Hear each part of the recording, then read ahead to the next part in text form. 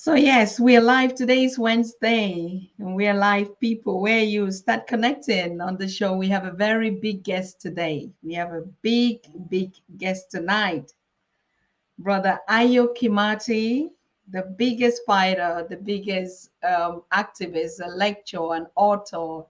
Is going to do a very great presentation here about African direct identity and the 21st century direction that is going to be taken. So, yes, I hope all of you are ready for this conversation tonight.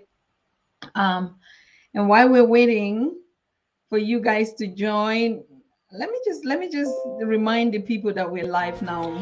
You Through are our watching the PanAfrican Daily TV with Dr. Susan Tata. The Africa we want: unity, consciousness, our culture, our spirituality, our history. One Africa for Africans worldwide. Motherland's calling its diaspora home. Join my voice. Join my team. Join my campaign. Campaign 21 hashtag 1 million subscribers on the PanAfrican Daily TV YouTube. Be a volunteer. Apply now. Be the new Africa.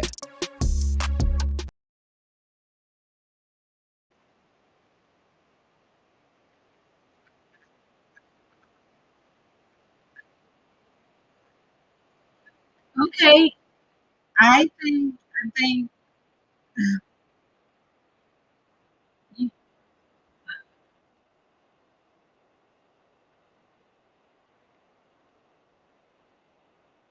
all right.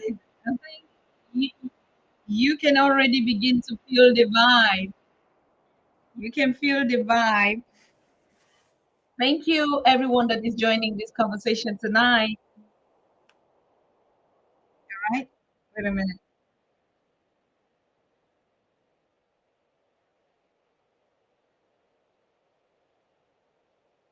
I think the video is not ready. You Now we're getting the sound of the video when it's not already playing live.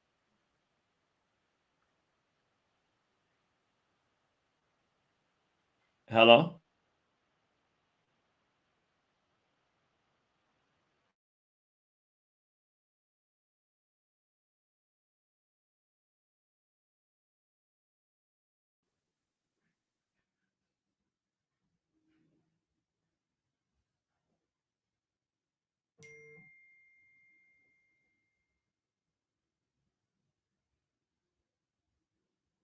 Getting it.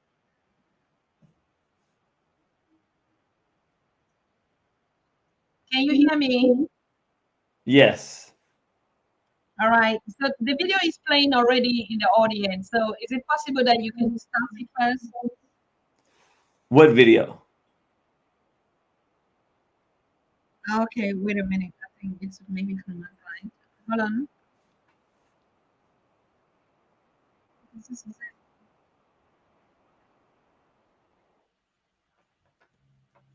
I think that's where the noise was coming from. All right, I'm sorry. The video was still downloading on my end, and I was just wondering why we keep getting the noise out there. Welcome to the Pan African Daily TV, my brother. It's been a while. We missed you here. How have you been feathering out there? I've been doing very, very well. Just doing the work and enjoying life and looking forward to a prosperous 21st century for African people. Wonderful. It's a great pleasure. And I've been following up your conversation and your work. You've been doing a lot out there in terms of your lectures, your presentation. So actually, what have you been doing in this past, I think, almost a year we haven't had you on Pan TV? Yes, we've been back in the lab, really putting things in place to start some programs on two levels: the things that are the threats to African survival in the 21st century, and Mhm. also the things we're putting together to push programs for the vision for African people in the 21st century. We realize that one of the things that we really need to really get tight and strong in order to lift our condition is to have a strong international African identity and a vision, to know where we are headed, where we want to go, because then we'll know how to get there. That is very important. During your last appearance on the Pan-African Daily TV, I think a lot of things have actually changed. You've also noticed it. Africans are beginning to gain really consciousness, and I mean, our work is actually yielding a lot out there. Do you have that impression? I do. If you remember, I mean, and it's so apropos that we connected again right now. Last we spoke, to the best of my memory, one of the things we discussed was the fact that we needed a oneness of mind and oneness of focus. And we talked about Baba Magufuli in Tanzania and how it would be a benefit if African people would just collectively, informally agree to see him kind of as a monarch, really more of a light for a positive direction.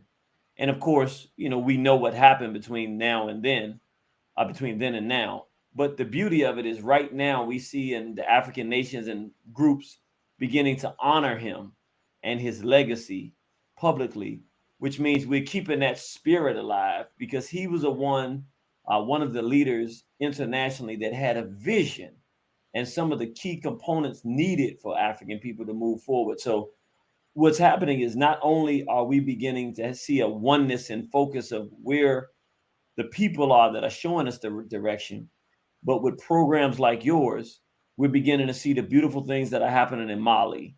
We're seeing the beautiful things with the attempts to get control of the Congo and its resources in the interest of developing African progress internationally. We're beginning to see West Africa having the rebellions, and the French, to a large degree, being expelled from regions from their colonial personalities and interests in Africa, and African nations saying, no, we're going to get independent by any means necessary, even to the point of many of these places combining their efforts with Russia, who in many ways, if we look at the nation of Russia, many of its ideas about its culture and wanting to protect traditional culture are very much in line with African culture.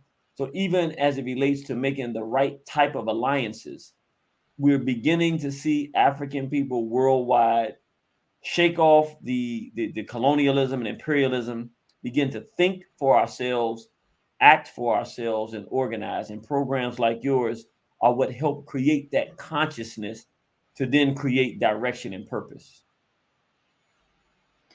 We have actually witnessed a lot in the past, and the last guest that we had on the show here was Dr. Ambassador Tony Jaja, and he actually made that remark as like, Africa is really winning bigly, not only in terms of the consciousness and the educational platforms that are multiplying out there, but also the leadership of the continent is gaining that kind of knowledge, like they are like, also on a fair term of a relationship or partnership with whichever country, with Europe or the West or China or India or whatever. And is that what you see, like, if we actually don't promote the African identity, it could be a challenge in the future? Absolutely.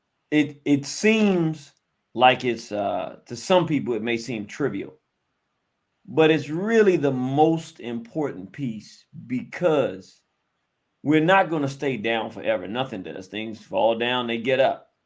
The question is not whether or not we're going to get up. The question is, what does we mean? You see, if we come to the conclusion that, for instance, Christianity is the most important thing on the table for us, or Islam, or democracy, or if we pick any of these things to be the most important thing to us, then our African identity is not what we will be able to pull together on, because we will see ourselves as something more than being African.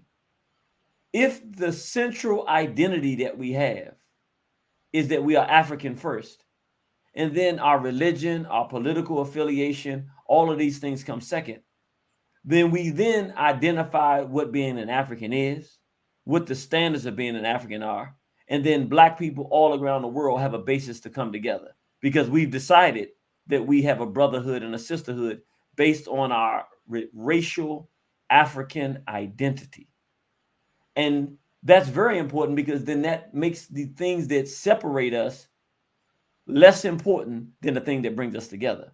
But unfortunately, what we have in this situation now, many of us are more Muslim than we are African, which means Islam will be predominant in our life more than our brotherhood with Africans. So how can an African nation that's predominant of Muslims work with a Christian nation that's African nation that's predominantly Christian, work with a region that's predominantly traditionally African spirituality if what leads is the Islam or the Christianity? But if the African leads, we can work together and we can discuss and talk about our religious and spiritual beliefs along the way. And I think that is where it becomes the critical piece. What does it mean to be an African? What is our identity as being African? How does an African man treat an African woman? What is his job as a man? What is the woman's job as an African woman? What is her responsibility? How does she go about that? These are the things that we have to nail down as we're going forward to determine what our vision will be for the 21st century. Wonderful. I totally agree. And I think it is on that mission that we and that platform or that mindset that we're building, the platforms that we're doing, particularly the Pan-African Daily, like it should not just be any other platform where, you know, we are holding a debate on maybe political agendas, but everything that we do should be focused on how do we see it? How do we appreciate it?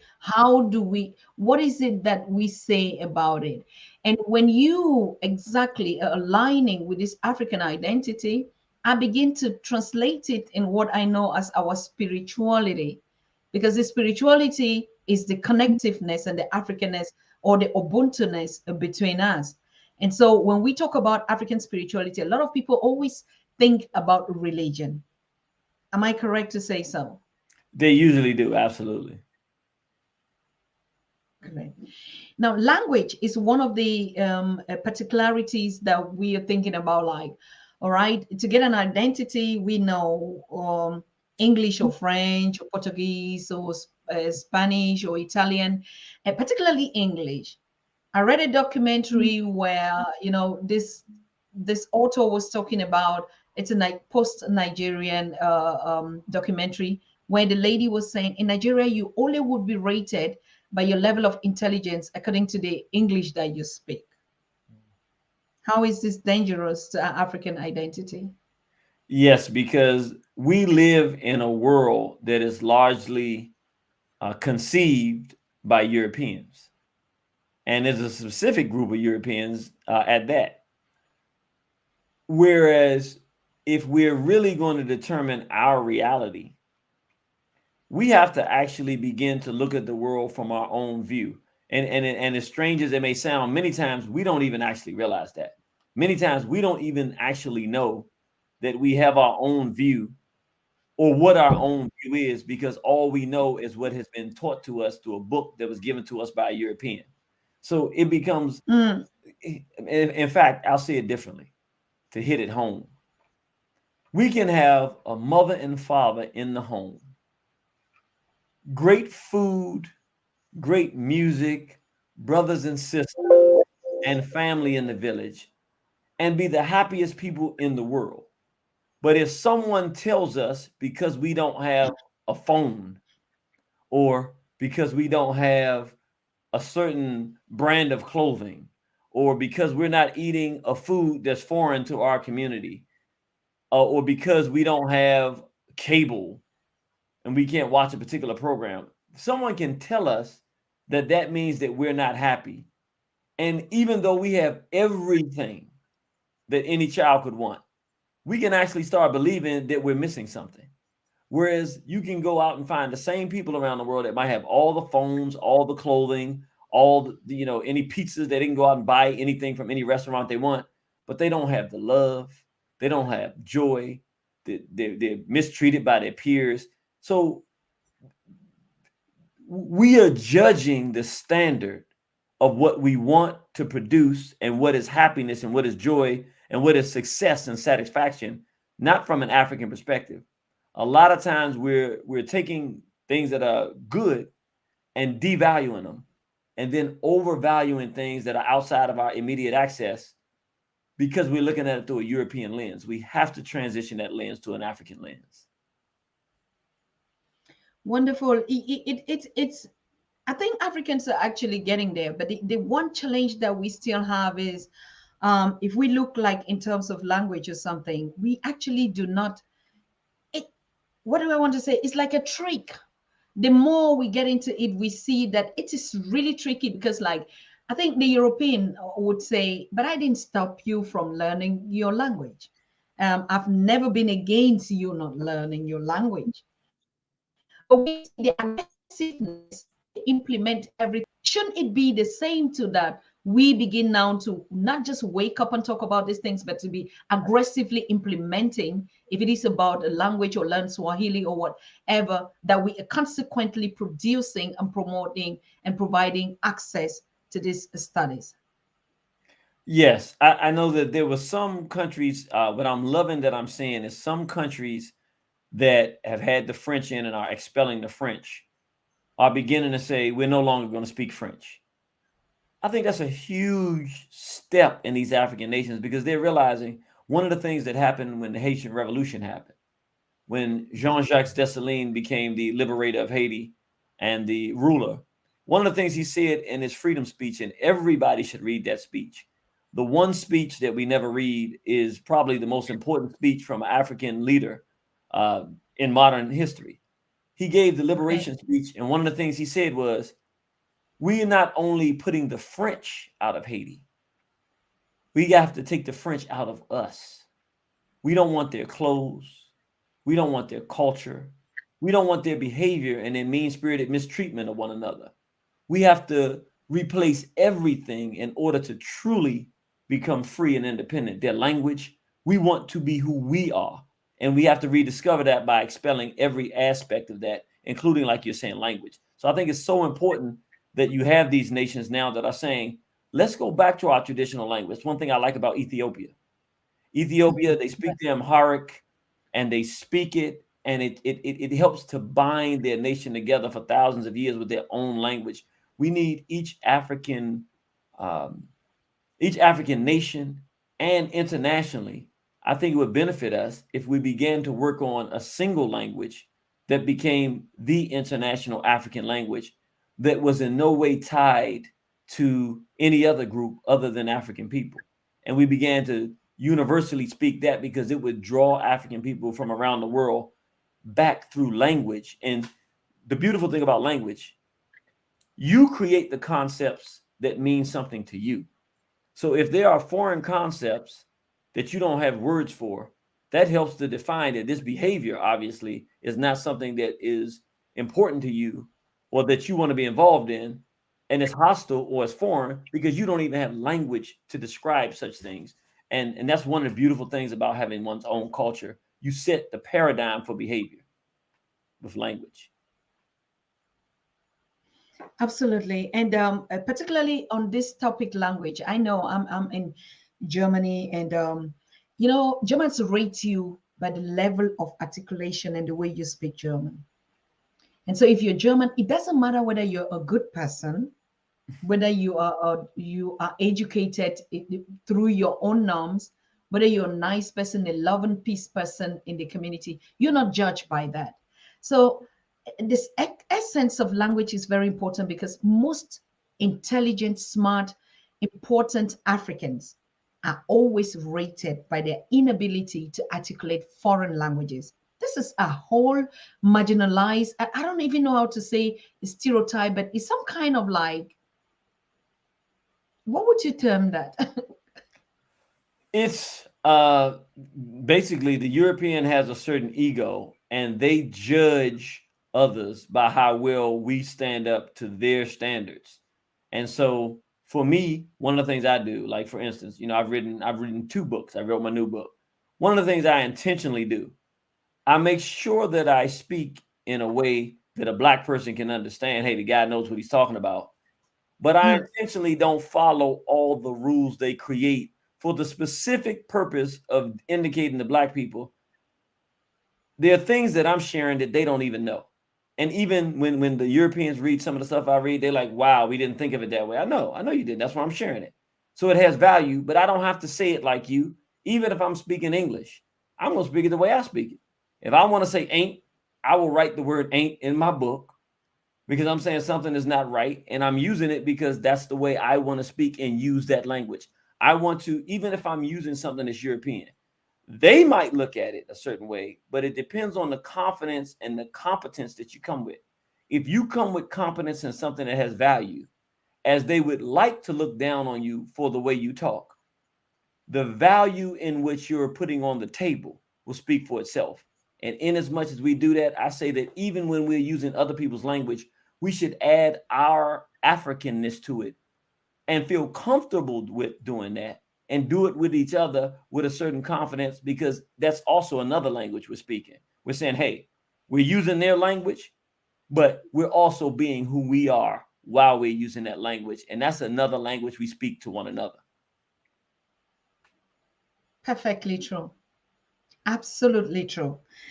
Because what we know and what we're seeing in our communities are Africans that cannot express themselves when they find themselves in any situation. And I think this is intentionally done. It's a systematic thing. You understand? So, like, even if you find yourself in a situation where you have to explain yourself and they pretend as if because you don't articulate well, they actually don't even hear you. I mean, us, like, when you're talking from the point of the African identity, even without speaking and understanding each other, we communicate even through our non-verbal communication. Is it as spiritual beings? You understand one another, even whether I make a statement correct or not. It's like that, isn't it? It is. And what's the beautiful thing about it is, one thing I've learned is a lot of this has to do with self-confidence. See, when Yes. you have self-reassurance, one thing I've learned, even if you're the African who does not speak the particular language especially well, one thing I've learned is that the spirit speaks too. So not only can we speak, like you're saying, with our and the way we move and the way we talk and the way your language, particularly when you can see the person, now you're talking body language. Now you're talking many different aspects. You can see when somebody's saying something because they may be upset. You can see when they may be confused. You can see that in the body language. But even if you're talking to a European and you're in a European country and you're speaking German and you don't speak it the best, but if you articulate your point and you say it with confidence to them and you speak from your heart, even the European who wants to look down on you, when you penetrate that, they have to hear you. It's not that they have to side in your favor. But what I'm saying is, if you speak with confidence, even when you don't have the confidence of the language, but you have confidence, then you make the point and you say to them, do you understand what I mean? This is what I'm trying to get across to you. And when you penetrate that veil, you reach something different, because people do respond to spirit and heart. It's a non-negotiable position. You can't ignore spirit and heart when it drives all the way through. And that's one of the things we have to learn. We don't have to have all the key components all the time. But as African people, if we have confidence and we have spirit, it speaks. Absolute. Absolute. And particularly if someone truly loves you and respects you, because I think it's a lot of disrespect anyway. If somebody truly loves and respects you, they would do everything to get you to understand you, correct? That is true. I'm going to take that and use it in a certain way. So if we're talking Africans, then I would say love and respect, because we should love and respect one another. But I'm going to say, if you're talking to people that aren't Africans, don't look for love, because love ain't got nothing to do with it. The respect, that is true. If they respect you, they will want to hear what you have to say. But if they don't respect you, that's where spirit comes in. That's where it is your opportunity and your object as an African, a responsibility, when it's time for you to be heard, to through spirit speak in such a way that they must respect you. And if you're a woman, sometimes that can be your feminine way of doing it. You know, I can't be a woman, so I can't act that one out. I'm sorry. I'm going to have to let you do that, my sister. But I love it when I see my sisters do it because we just melt. Y'all got it. Whatever it is, you got it. You use it. If it's aggression, if it's reassurance, if it's intellect and brilliance, whatever it is, when you articulate it, you demand the respect. You come with the confidence and the competence. Know what you're talking about. Know what you're trying to convey. And you do it with confidence. What happens is you penetrate that veil. They'll not love you ever, maybe. But if they respect you, that's all you need. You can love yourself, but you got to get respect from others. You can, absolutely, brother. I watch a video of our Jamaican sister, and I'm going to upload this video tomorrow. I'm just to the audience to know. She actually, when the video came out, she was talking about the diaspora and she wants to go back to Jamaica and she wants to start up a business because, honestly speaking, being out there in the US or in the diaspora is the worst mistake she ever made. And so, but the title caught my attention, and when she started speaking in the beginning, I really did not understand, but slowly I began to understand everything, and I realized she was speaking Patois. And Patois, or what we call as pidgin, is one of the, I think, the most widespread language that we understand ourselves. And I begin to say, but why should we not adopt Patois and learn it? Because even if we're going into the African Union Agenda 2063 of Swahili as the main, it is very unrealistic that all the different tribes with the different languages that we have would have to drop it down.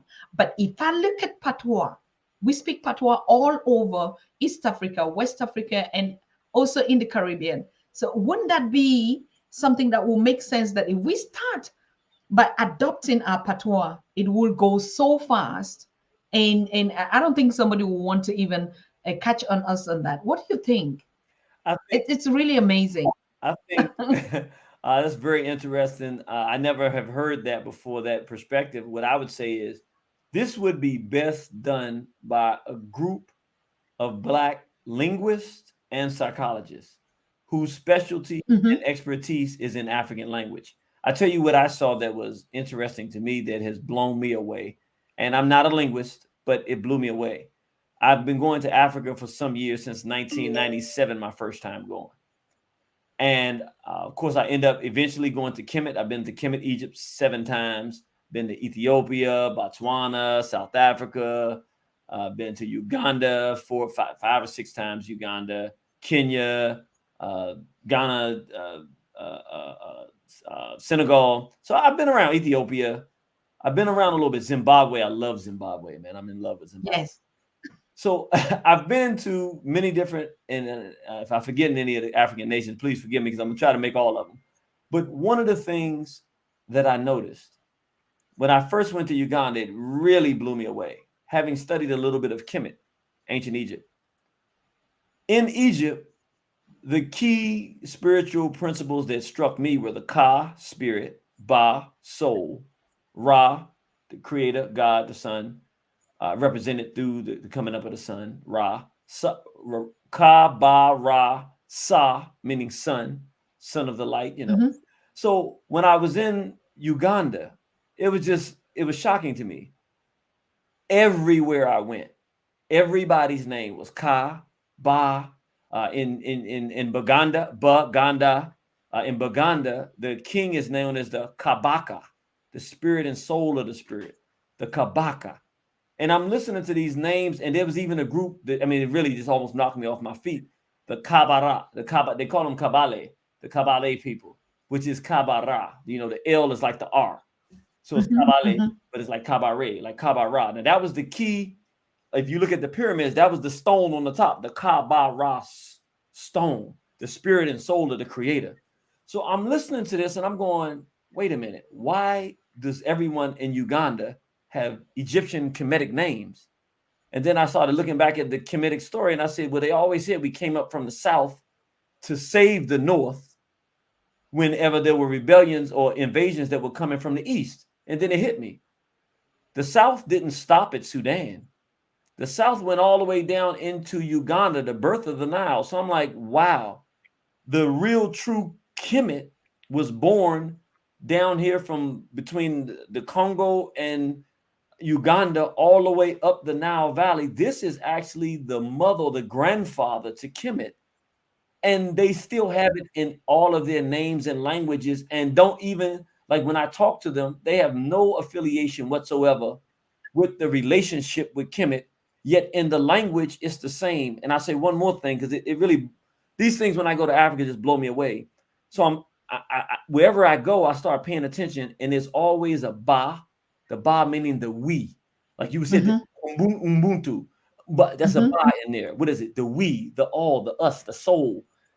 That's a universal concept in Africa. When I went to South Africa my first time, I was at Credo Muntu, and I was doing a lecture out there, and there were these statues there. And I just, for whatever reason, I told a story of Asara set in Haru. And the curator of Credo Muntu stopped me in the middle and said, brother, I have to just stop you, man. Can I please jump in? And I'm like, sure, brother. I thought I'd done something wrong. And the brother said, the story you're telling, you see those green statues over there? I'm like, yeah. He said, those statues, it's the same story, but he gave me the name. I don't remember the names now. But this is the name of that man and that woman and that child. It's an immaculate story, conception story. This is an ancient one from this place. But it's the same story that you're talking about. But I didn't, he didn't know it had anything to do with Kemet. And I'm like, we're one people. We're one people. And I'm not a linguist, but I know the Ka, the Ba, the Ra, the Sa. I know that those are aspects of it. And then it would take linguists and some psychologists to put it together. Let's put a language together that speaks to us from time immemorial and encompasses those elements of our spirit and culture that will bind us together. It can be done.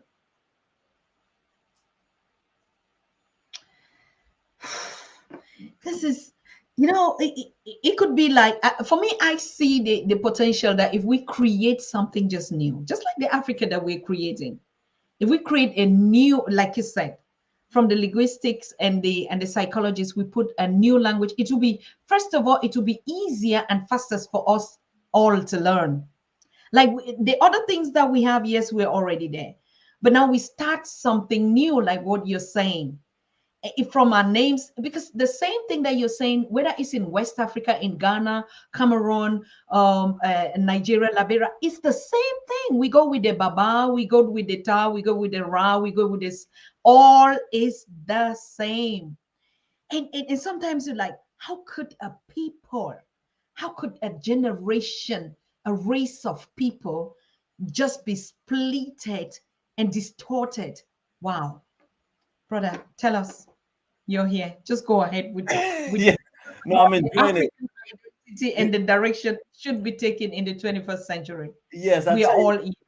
Okay. And I'm enjoying this. I can feel the spirit. I know everybody out there, we can all feel the spirit. It's here. We can feel it. It's here. Sure. This is real. This is live. I'm gonna tell the Asara said Haru story. Only reason I'm gonna tell it is because you just said something, and now it hit my spirit. I'm gonna make it quick, but I'm gonna tell the story. Because then we can go into where we're going to go with the vision. Let's go with the past and let's go with the vision.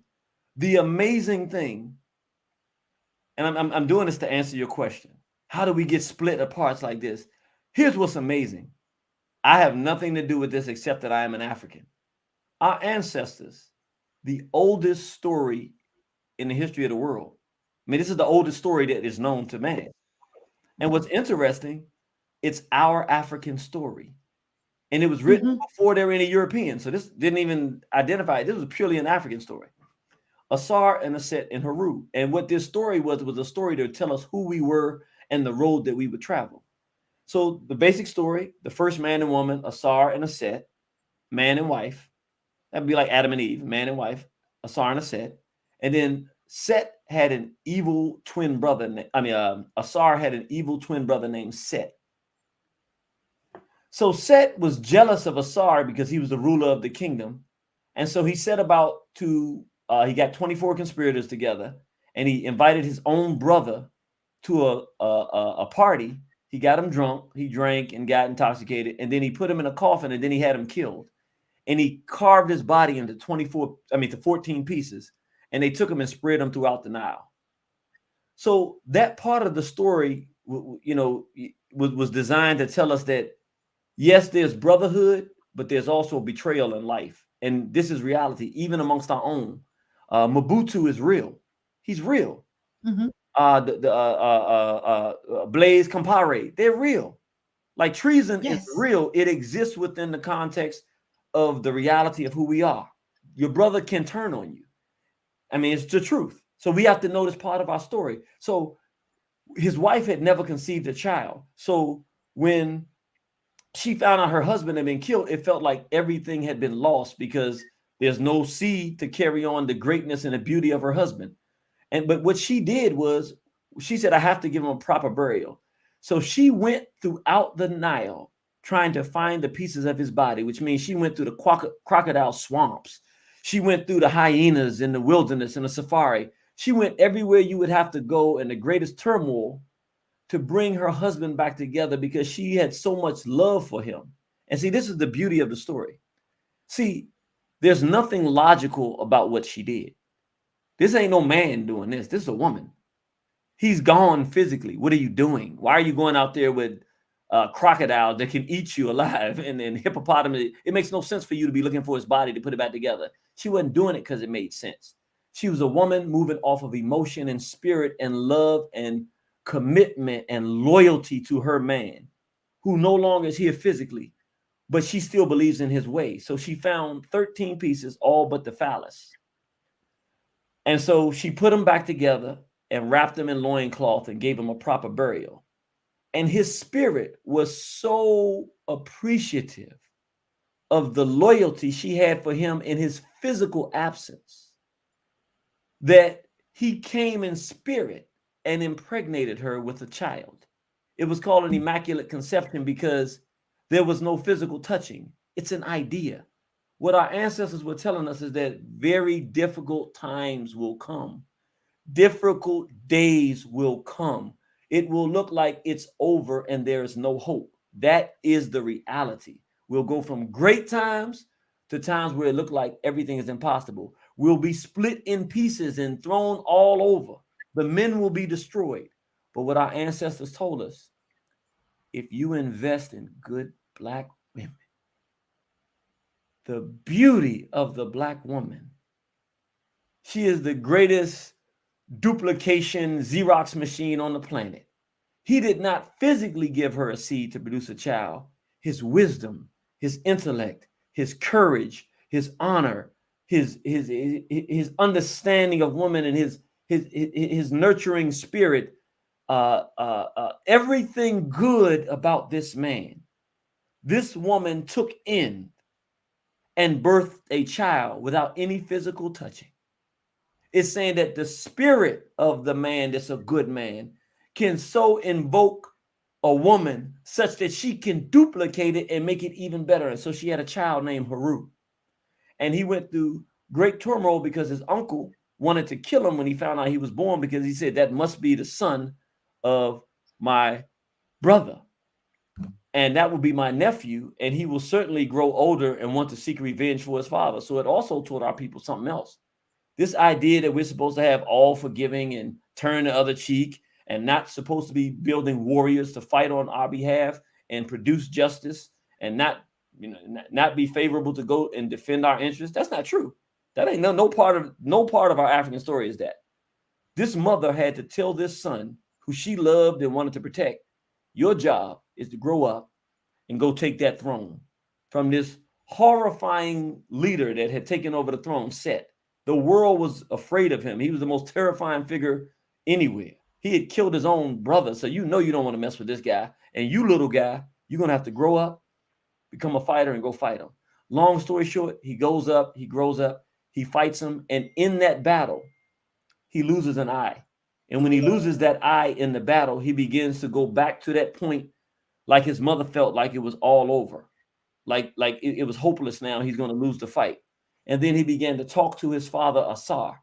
He began to talk to him, and his father said, son, yes, you lost a physical eye, but if you open your other eye, you can see different things. It was teaching us about the third eye. We say we have 6 senses or 5 senses, but the most powerful sense is that 6th sense, perception. Meaning, you know, you ever had that elder who somebody walks in a room and that elder will tell you everything about that person. And you're like, how do you know? The person didn't even say anything. And then everything that elder said came just like you said. You said this person was a strong person, a good person with good character, or they said, don't trust this person. They don't mean no good to nobody. Whatever they said came true. Why? Because they have that capacity of that 6th sense of perception. That means you don't have to have all the physical information. You don't have to see or hear everything. It's a different perception that allows you to see in a greater magnitude and a greater depth. And it was with that he went back into the battle and finished and defeated his evil uncle Set and rose to become the leader of the kingdom, the king. He was the king of the kings. He was the hero, Haru. He was the immaculately conceived savior. He saved the kingdom and restored it to balance and put his mother back to the level of throne where she was supposed to be with her husband. So he was the reincarnation of his father, the new king, a warrior who went to battle and went to conquest. This was a physical war through conquest to defeat evil, to restore good to balance. Now, I told that story because you asked the question, how did they split us and divide us up like that? Well, I didn't make the story. I'm just an African. Our ancestors in our story told us we would be divided up and it would seem hopeless, but that our women would hold on when it felt like the men were done. And our women would reduplicate the great men of the past, that we would rise again to a place where we would fight and struggle and come to a place of resurrecting and ruling a throne again, and then making the world a safe place and prosperous for her again. But she would have that magic to breathe life back into. This is what our ancestors told us. This is the story of stories, that all stories, every movie you see is taking elements from this. This is where they get everything from. This is the foundational story of all stories.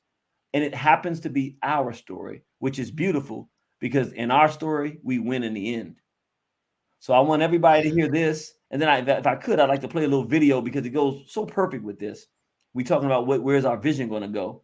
But when we start with the past, what I want people to understand, you're going to go through dark periods, dark times. I've gone through them myself. I go through them sometimes, but I remember and I never forget. Like somebody said, The Lion King. Absolutely. These stories are the same story. This is going to happen. It happens every day in life. It happens every year in life. It happens every family. It happens. But our story is that we rise to the top. So never lose hope, because as an African, your very story is that you always have hope. And with that said, if I could, I'd like to play a video because I want to lead into vision. We're talking now about identity. I think we've covered some of that. We can feel, even if we didn't talk about it, we can feel the spirit. I'm here sitting in America, you're sitting in Germany, but we're all sitting in Africa. No matter where we are, the brothers and sisters, all of us are African, and we're sitting in, we are Africa. Africa is in us. We are in Africa. This is us. Now I want to talk about 21st century. Where are we going to go? And so I'm going to play a video. I want people to watch this because I think you're going to really enjoy and appreciate this, because I think it sets the tone for where we want to go. So let me know when you can see the screen. Can you see it? Yes. I just have to bring it on the screen. Okay. Tell me when you're ready and I'll move forward. Yes. All right. Let me just do, and I just put that here just so people can see. We also have a radio program. You can tune into us. And all the information is there every Monday at 10 a.m. Eastern time here. And now I'm going to play a video that I think everybody is going to love and appreciate.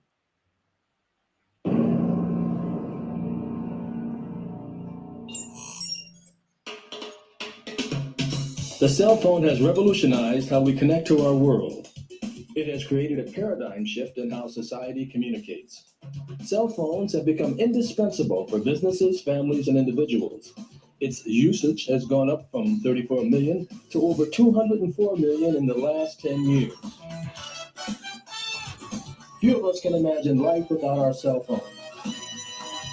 But all of this would not have happened without the remarkable advances in wireless technology made by pioneers such as Jesse Russell, an internationally known inventor who graduated from Tennessee State.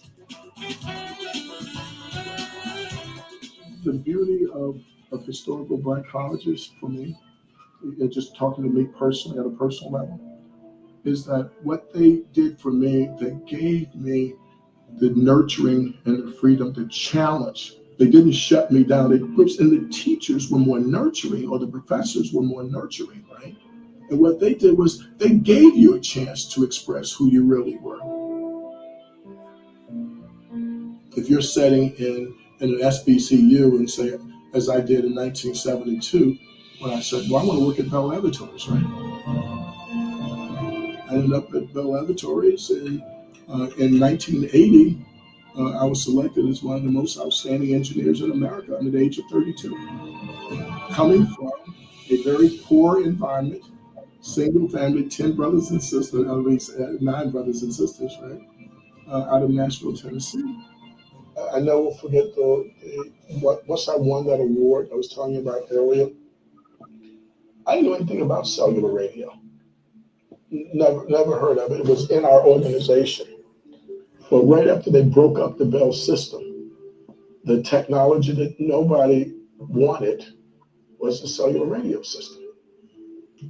You know, and that they had tried to send it to the telephone companies, right? And then they sent it back to AT&T, right? So we had this sort of displaced group of people, right? I never forget the day my boss, his name was Jesse, he said, Jesse, I know you don't want this job, right, to head the cellular radio group, but I believe that the future of communications will be deeply rooted around this concept of cellular radio.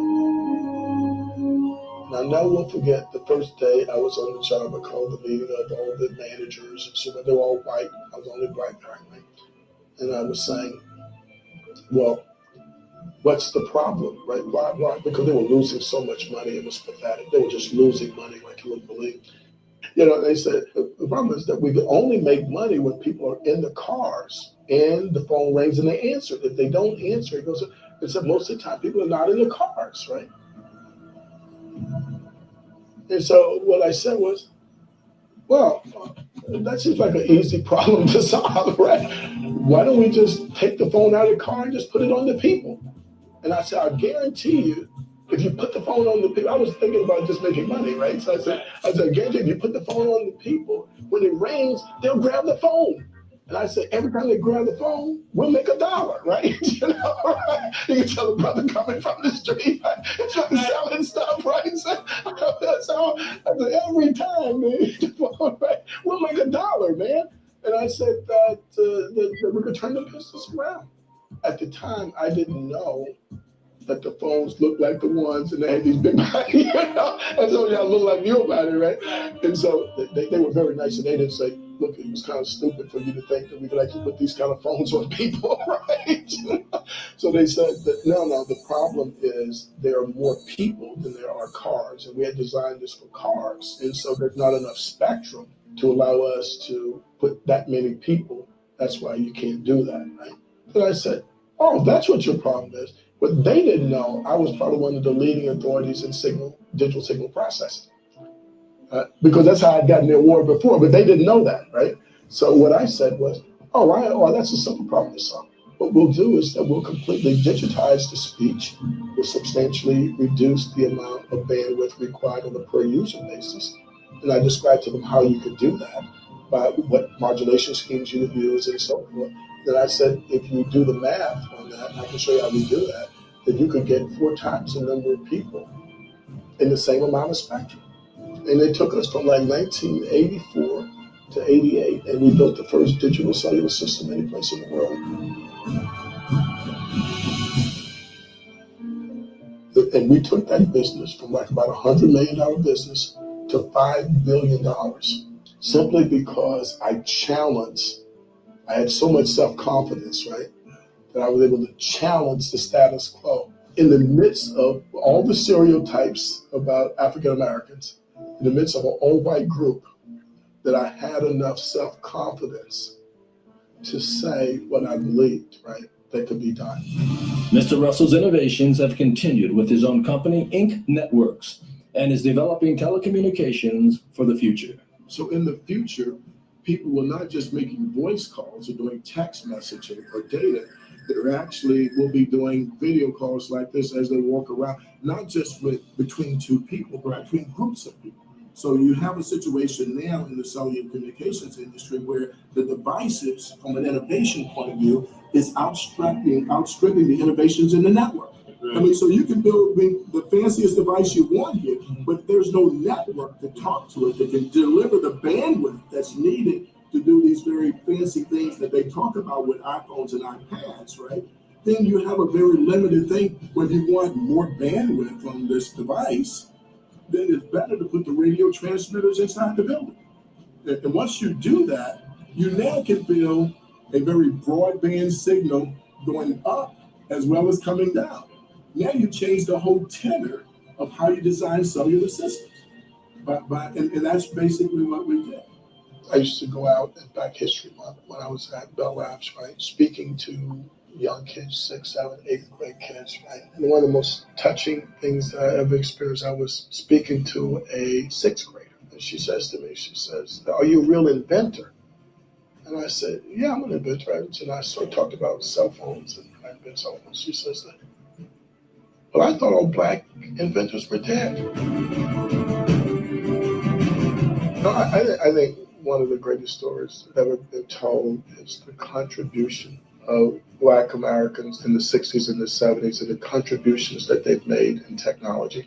To be able to teach young people that the scientists, engineering, and mathematics are the foundation of our society. The satisfaction that you get when you look back, like today, when I see how many people can use cellular telephone systems, and many people talk to me all the time and say, "Well, I didn't know that it was a Black guy that invented digital cellular communications."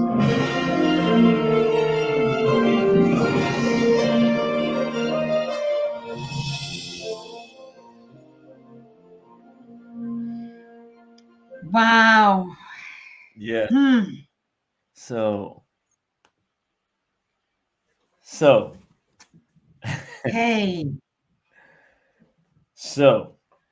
but first my question would be, how did that feel? I mean, I think the audience that was watching, you people, you better start dropping your comments in the chat as I'm watching, because I already looked at it and it was just amazing too. I never knew, and these are many of the stories that we Africans don't know, that we are creators, we are inventors. And that story is being told now as we're getting awoken, but still many don't believe. And that's the spirit. If we don't know that we are great and we see this evidence of things that we have created, we are not never going to believe that we are the creators. That's the spirit that I felt, and I think that's the reality. Beautiful. So this is what I want to do, because I want everybody to really sit back right now, because we got to take a trip now, because there's the good and the bad, just like our story. There's the up and the down of it. So I want to put it into a context, because we're talking about, we're going forward now. How do we go there? All right. The first thing is, if we talk about modern technology, I think it will be difficult for us to come up with a discovery or a device that's more relevant to the lives of people than the cell phone.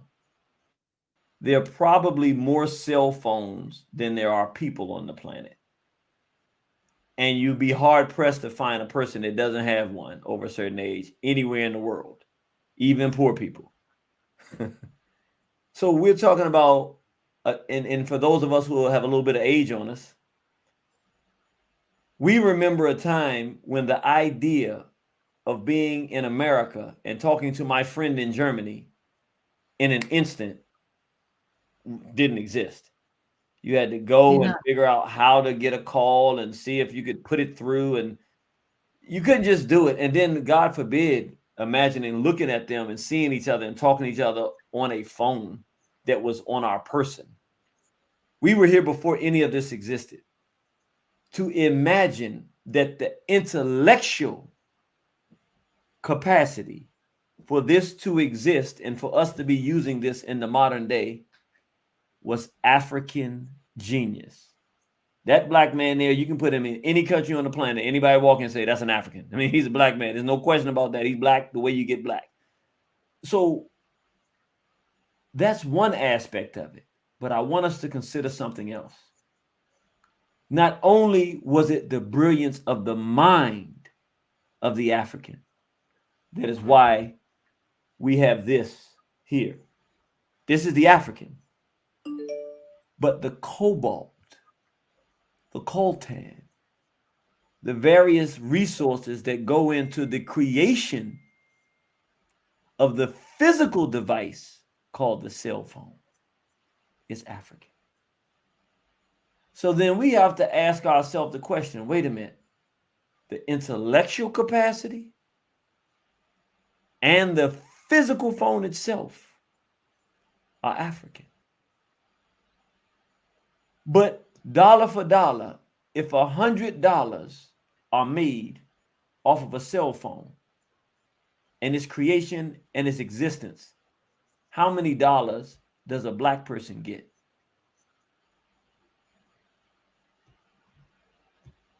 Do we even get $1? So then we've got to go, wait a minute. It was our brains that produced it, and it's our resources sitting on our land in Congo. So we know we have the full capacity if we thought about it differently. If we were in control of the production, the marketing, the royalties from the ideas, the manufacturing, and the distribution of cell phones, would there even be a such thing as poverty in all of Africa? Would we even know what it meant to have a place that didn't have running water? If we controlled our intellectual wealth and the physical wealth from the ground and all the pieces that go into taking that intellectual and the resource and producing a product, with just the cell phone alone and nothing else, would not Africa make Dubai look like a third world country? Sure it would. But the question becomes, well, if we are creating the ideas that are revolutionizing science and technology and providing the resource, what do we have to change from now until tomorrow, where we are the ones who benefit from the mind and the resource of African people, such that our condition is where it should be, equivalent to what we have created?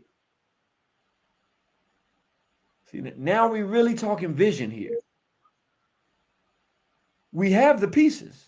We have the brilliance. You can't even dispute it. Everybody has a cell phone. That's African brilliance. But African people aren't benefiting from it, even though it's the brilliance and the physical reality inside the phone. So then the question becomes, what do we have to do? And that's where vision comes in. If you recall when we talked last time, I said we should have Baba Magufuli be the regent, the king, to be the Sultan. He should be the leader that we all agree to. The reason? We need someone who has the sophistication to deal with economics. He was really raising the economic status of Tanzania in a very short amount of time. They're not corrupt. One of the biggest problems we have in Africa is the corruption. That's why we get the Blaise Compaorés. That's why we get the Mobutus. You give $1, a coin, a few shekels, And the men and women alike will turn on our people. We have people like that who are in power. Many of them have been put in power, and they'll turn their back on the interests of African people without a second thought. Throw away the whole village for a nickel.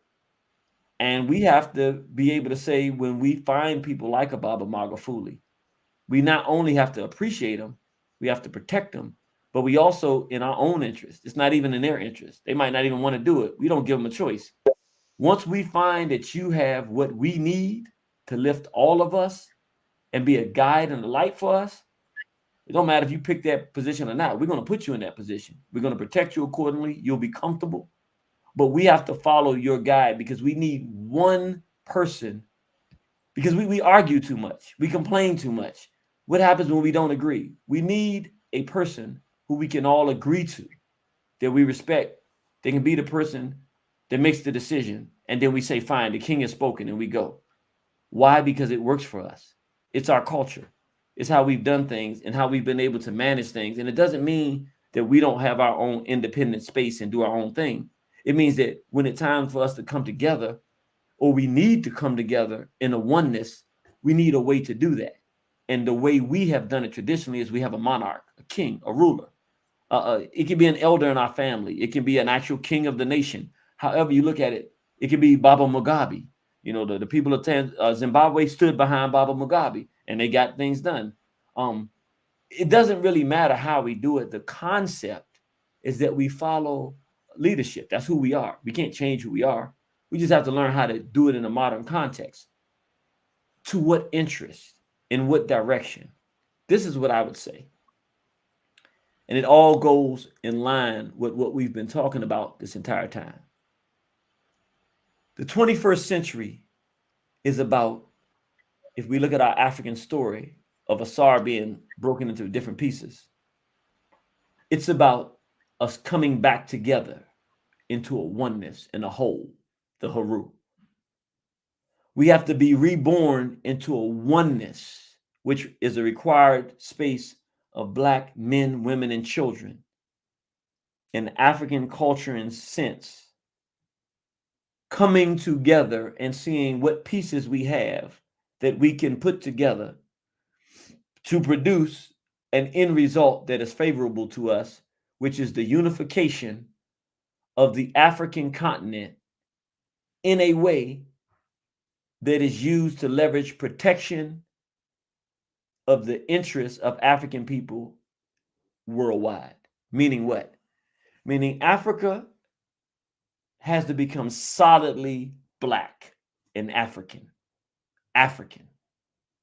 Not Arabs who live in Africa. I'm talking about African. And African Africa that is powerful technologically, militarily, economically, culturally, socially,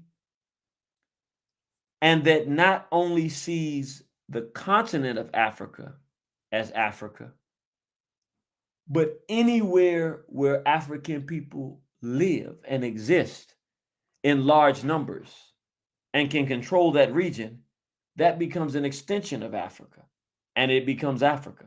So in other words, there are enough African people in America that when, not if, we recognize our Africanness and galvanize and unify as a block, we become Africa. We are Africa in America. This is a satellite office of the African empire. That is an empire that is not necessarily built in conquest, but it's built through circumstance. You know, two ways to build empire. You go and invade another country and then you make that your country, or you have enough people in that country that they have a solid block and they just declare themselves part of the bigger part. That is empire. We create an empire like that. We don't have to go do conquests. There's enough of us in places. We just have to galvanize our identity, pull together economically, socially, politically, culturally, define our parameters, and stave off rebellion or stave off conquest from other forces that want us to fall into their line. No, we're going to be in our line. We can respect this region, but we respect it as an independent national identity which is technically an international identity, but we see it as national. Wherever I am on the planet, I'm an African. And wherever I'm at, where there's a lot of Black people, we're definitively African. This is Africa. We will live in other places by the basic rules because we are orderly people anyway. We don't want to be messing up people's rules and be lawless anyway. We'll live according to the rules of wherever we are, to the degree that it doesn't contradict our Africanness. You can't tell a Black man he can't have a Black wife and have Black children. We're not living by that code. Every Black man need to have a Black woman. Every Black man deserves that. If he don't deserve nothing in life, he got to have him a Black woman. That's what a Black man is here for. That's, if you take that from Black men, we might as well just go to war and end it today. You can't take our women from us. No, he got to have that. And every Black woman should be able to have a Black man. Why is she here? She wants to produce children and family. Who does she want to do that with? Unless she's out of her African mind, it's got to be a Black man. This is the world that we have to create the vision for and have the sight for. And I would say a way to look at that is to say, look, what do we want to do? Since we've already seen that we've done it, but we didn't benefit, we don't have to figure out in this moment what it will be. We just know that it will be something. What am I talking about? If we created the cell phone and it was the technology and we figured that out and we did it, what we say this time is we're going to do something else. It may not have anything to do with cell phones. It may. We're going to create something. And we have to do this with purpose in mind. Literally, we have to talk to our Nigerian brothers and sisters because they're good in business. We have to talk to our Ethiopian brothers and sisters because they're good in customer service. There's nobody better customer service than Ethiopia. Nobody better in business than the Nigerians. They know how to do it. South Africa has many great things. Different regions have. There's nobody that can produce stuff. Like when I was in Uganda, it's amazing the way they'll do anything. You tell them you need something. You go to an area. You go in Kampala. Anything you need, you just say what you need. They'll take you to the place you can get it, and they'll just make it right there. Any size, any weight. It's amazing. I'm like, I never seen anything like this. But what we say is we're going to produce something that we're going to produce from the idea to the production, the raw materials, the mass production, the distribution, and the financing. And we decide before we produce it that it's going to be an African creation, that before anybody else gets it, Black people are going to get it and benefit from. We're going to buy it because we want the people that create it to become filthy rich, and we want it to become an industry, and we want it to be so good that everybody on the planet wants it, but they can't get it unless they come to us to buy it. And if they're treating us right and we have a good relationship from them, then we'll sell it to them. And it becomes something like the cell phone. Just imagine for a moment, if when we created the cell phone technology, it was our own company, or the brother left the company and he went out and said, I'm going to do this. And he talked to the African nations in Nigeria and South Africa, said, we're going to finance this and put the money behind it. And we started with Black entrepreneurs, and we went down to Congo and said, hey, we need these resources. And we did this, and we sat and talked to Kenya and said, look, we need Kenyan television to promote this and be the ones that's going to promote this idea. We're going to produce this in Africa. This thing is going to be a phone that people can carry on them. This is before the cell phone was invented. And then we made it, and African people were going around with cell phones, and nobody else in the world had it. Imagine what happens when the Chinese go to Africa and they see people talking to each other on a cell phone. Like, what? Imagine what would have happened when Europeans said they got phones they walking around with in Africa. What?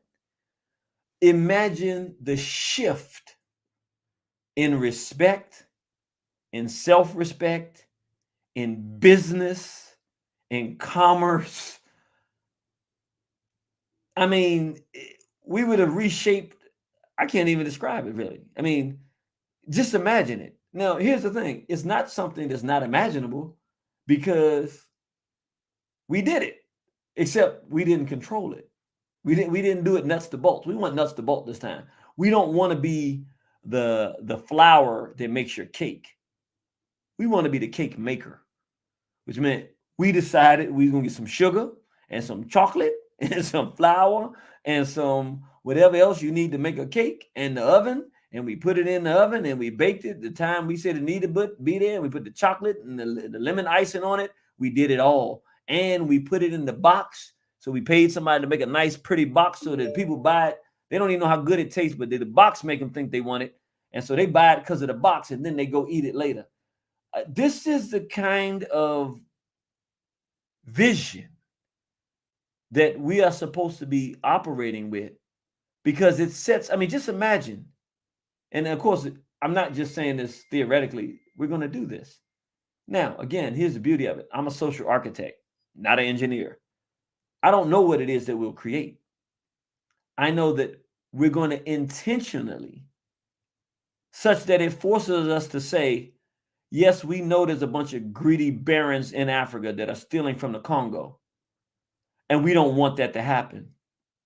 And we're invested theoretically in the liberation of Congo so that it can control its resources. But when we now say we're establishing an effort to create something of the magnitude of what I'm discussing here, now it is now intolerable for any nation in Africa to be invading Congo and stealing its resources, because those resources are what we're going to use to create what we're going to create to launch the shift in the world technology, or the shift in the whatever we're going to create, the shift that is going to make. We need the Congo to be free. We need the people of the Congo to be happy, because we need them to be part of it, because they're going to become wealthy because they have the resource base of some of the pieces that we need. So it's no longer tolerable. I don't want to hear the explanation or reasoning for no African person. Every African becomes invested in saying, nah, nobody can go into the Congo. You can't exploit our brothers and sisters there anymore, because it's no longer about the Congo. It's about African people wanting to do something that we can't do with corrupt forces around us. So we start to disavow corruption. We don't like it, and we start dealing with it differently, because our need to rise requires cooperation. And we can't be cooperative with one another with exploiters around. So the days of exploitation start to go down and cooperation go up, because we're not looking for individual wealth. We're looking for the wealthy feeling we will get from proving to ourselves how revolutionary and productive we can be and will be in real time, not because some individual did something, but because we sat down and had a discussion on Pan-African TV and decided it is time for us to create something of great splendor and marvel that the entire world bows to in terms of its greatness, not because they want to, because they have to, because of how magnificent it is. That we not only create, manufacture, distribute, and financially benefit from, but we also protect, which means what? Not only does it force us to create something and be cooperative, it also forces us to put our differences aside, to work together, and it forces us to militarily protect our interests. We can't have instability. We can't have some group that wants to come and blow up a factory. No, you're not coming blowing up no factories. It's just not going to work that way. It forces us to say we have to protect the interests of what we're producing, because it's going to remove the idea of poverty from African people on the continent. We're not going to know what that means. But it's also going to create the kind of wealth that everybody wants to come and take, which means we can no longer have an army for Zimbabwe. That's not sufficient. Since there's armies in every African country, we have to become one country. Now look at the army. Zimbabwe's army is the Zimbabwe unit. The South African army is the unit. The Ugandan army is the unit. Those are the different units because they're still sovereign. You still have you're a sovereign nation, but you may be a state. You're a state nation. You're a nation state. You're Bugandan. You have your sovereignty as a Bugandan to do your culture, but when battle comes, we need your armed forces. That part are Ugandan forces of the African army. I mean, we become powerful because we have to defend our economic interests. I'm just talking money now. You start messing with my money, you have a problem. You have to. You end up having to deal with a force that which is African. And God forbid, you have your brothers over here in the West. I'm sitting here in the West. I'm an African though. So you have me here, and we have our brothers and sisters here, and we're like, oh, we're protecting the interests of Africa. We got to go down to the State House and say, hey, we demand hands off of Africa because we have to make decisions because you've made sure that you've allowed us to financially invest and to be part of the whole thing so that if it falls for you, it falls for us. So we're not just doing it just because we're African, which is good enough, but we're also doing it because we invested in it. That's where our wealth comes. That's why we have this huge house and we got the farm and the animals out there and my children, I can raise them riding a horse. The reason my daughter's riding and learning to ride the pony is because Africa has created this great thing, this wealth that we have to protect, because if somebody comes in there, invades and destroys that, she can't ride this horse. And she loves these ponies. We have to start like tying the pieces together. You see, what we're talking here now is a practical realization of the story our ancestors gave us of Asar, Set, and Aru, putting the pieces back together. Even in as much as my sister called me to come talk to you. What I have here for you, I have all the time. This is who I am. But you ain't know I had this.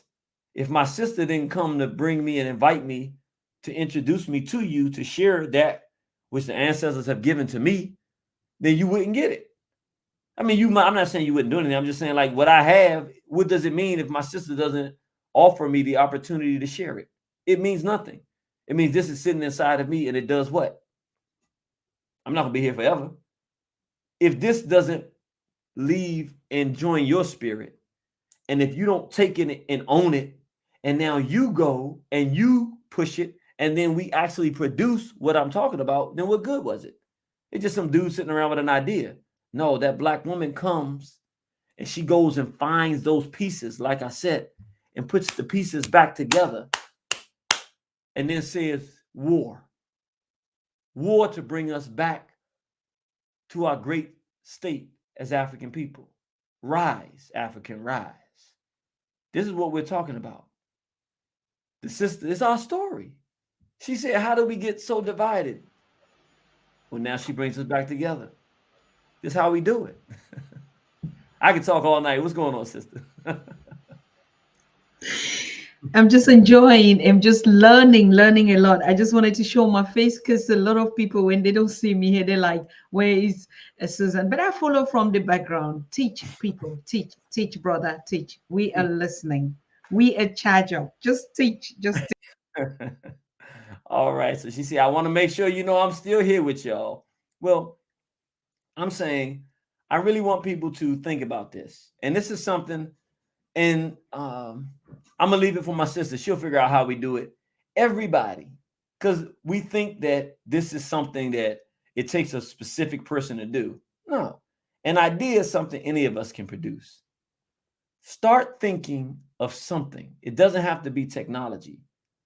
I don't really care what it is. Just make sure it has certain qualifications. One, we believe in man, woman, child. Y'all understand what I'm saying? I don't need to go directly. You understand? A black man, black woman, black children, black family, black culture. All right, that's what we with. So make sure it's conducive to black man, woman culture. You understand what I'm saying? Think of things. Just brainstorm. And send them as an email to the sister, or send them in as a write-up on her, or maybe she can even do a program and say, what can we do as African people to come up with an invention that will be new, and it doesn't have to be something we have the technology for. That's the brilliance of it. It's an idea. Come up with something that the entire world would love. I'll give you an example of what I'm talking about. What if we came up with something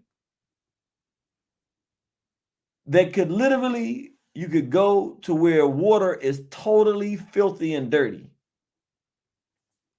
and run the water through this thing, and literally just as soon as it runs through it, it comes out with pure clean water. There's something literally you can carry in your hand. But yet this thing, you not only can carry it in your hand, but it can do 1,000 gallons of water in a day, and all you got to do is change your filter, and then you can do another 1,000 gallons, and you can carry it in your hand, put it in your back of your car. You can literally drive community to community where they have filthy water, put it through this process, and literally they got clean water now. Or like we have a brother in America, he has a machine that you put it wherever it is, and it takes the condensation out of the air and it produces clean water. So somebody said, I have an idea. How do we connect with you? I'm going to send you my email. My email is liberation@waronthehorizon.com. Again, that's liberation. I'm trying to see if there's any way, can I comment? Can somebody put that in the chat so people can see it? I want to make sure that we have it right so everybody can just copy and paste. It's liberation@waronthehorizon.com. That's the easiest way to do it. And that's our old email, but I still use that one for these kinds of things. We also have our company is Social Architects 26. So anybody that wants to see, you can go to socialarchitects26.com. You can kind of see who we are and what we do, social architecture. Again, that's Social Architects 26, that's 26.com. But the email is liberation@waronthehorizon.com. And can somebody put that in the chat for me? Because I don't have a place I can actually add that to the chat. I just want to make sure it's in the chat so people can see it. You can send us an email. And you know what? That's a good idea. I don't put it on the sister. Send it to us. And if she wants you to do it too, that's good. But send it to us. Send us an email, liberation@waronthehorizon.com. And what we'll do is we'll just collect these ideas. We'll start sharing them and working them. And then, beautiful. The sister giving the email there for PanAfrican Daily TV @gmail.com. Perfect. Beautiful. And so do it. And then we'll give you the information to connect with us. And then let's start doing it. Like, in other words, yeah, we're talking about it as we're here, but let's do it. There's no reason we can't do it. We just saw we can do it. Now let's take it to the next stage. When we're talking about the vision for 21st century, we're talking about looking at what we can do. Because this is what's happening. I've done this, I've gone this, and it's amazing. Whenever I visit Africa, I go to, I might go to a village or I look around and see what people are doing. They're doing the most amazing things. Like, for instance, very practical thing. When I go to Kenya and I go to the little markets and see the beadwork the sisters are doing, I'm like,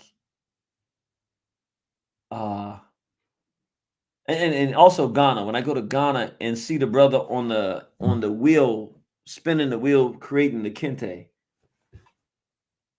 the brilliance and the mind and the genius that it takes to do it. I mean, literally, I'm like, what are you? I can't even imagine what's going on. I'm saying some of the brilliance of the creation of the pyramids inside of this brother's brain. I mean, I've watched them make the kente. I don't know if anyone's ever seen that. It's incredible. They sit on a bike and they're like like you're riding a bike, but then they're spinning, and as they're doing it, there's this long threads, and they're interweaving the threads and creating patterns from their mind to it becomes a pattern at the end. And this is how they make the cloth. And I'm like, it's the kind of genius I don't even have words for. What I'm saying is, we have the kind of brilliance and creativity that's incredible, but to take it, be good to one another. In other words, we'll have somebody that comes up with the best idea in the world, and the way the European does it, we'll steal the idea and try to go become rich as an individual. That's not what Africa needs. I don't want your idea to become rich as an individual. What good has it done me? My objective is not to become rich as an individual. If I wanted to do that, I wouldn't be in the situation I'm in today. I've given it all up for the bigger picture. And I'm not saying anyone else should do that. I'm just saying for me, I've dealt with the sacrifice for the greater good. If you come up with it and you're 5 years old, I don't ever want you to have to work again. You come up with it, we put it together and produce it. Your family and your village should lord the greatness of you, and that should become literally the path of your life. You did that when you were 5. It was a great idea, and it was achievable and tangible, and you benefited, and your family benefited, and your village benefited, and you help let the world get it, so the world benefits too. All of us involved should benefit. We should start seeing things like that. And that's my opinion. Other people may not agree with that, but I'm like, I don't see the desire or need to want to steal from you. I don't want to do it all.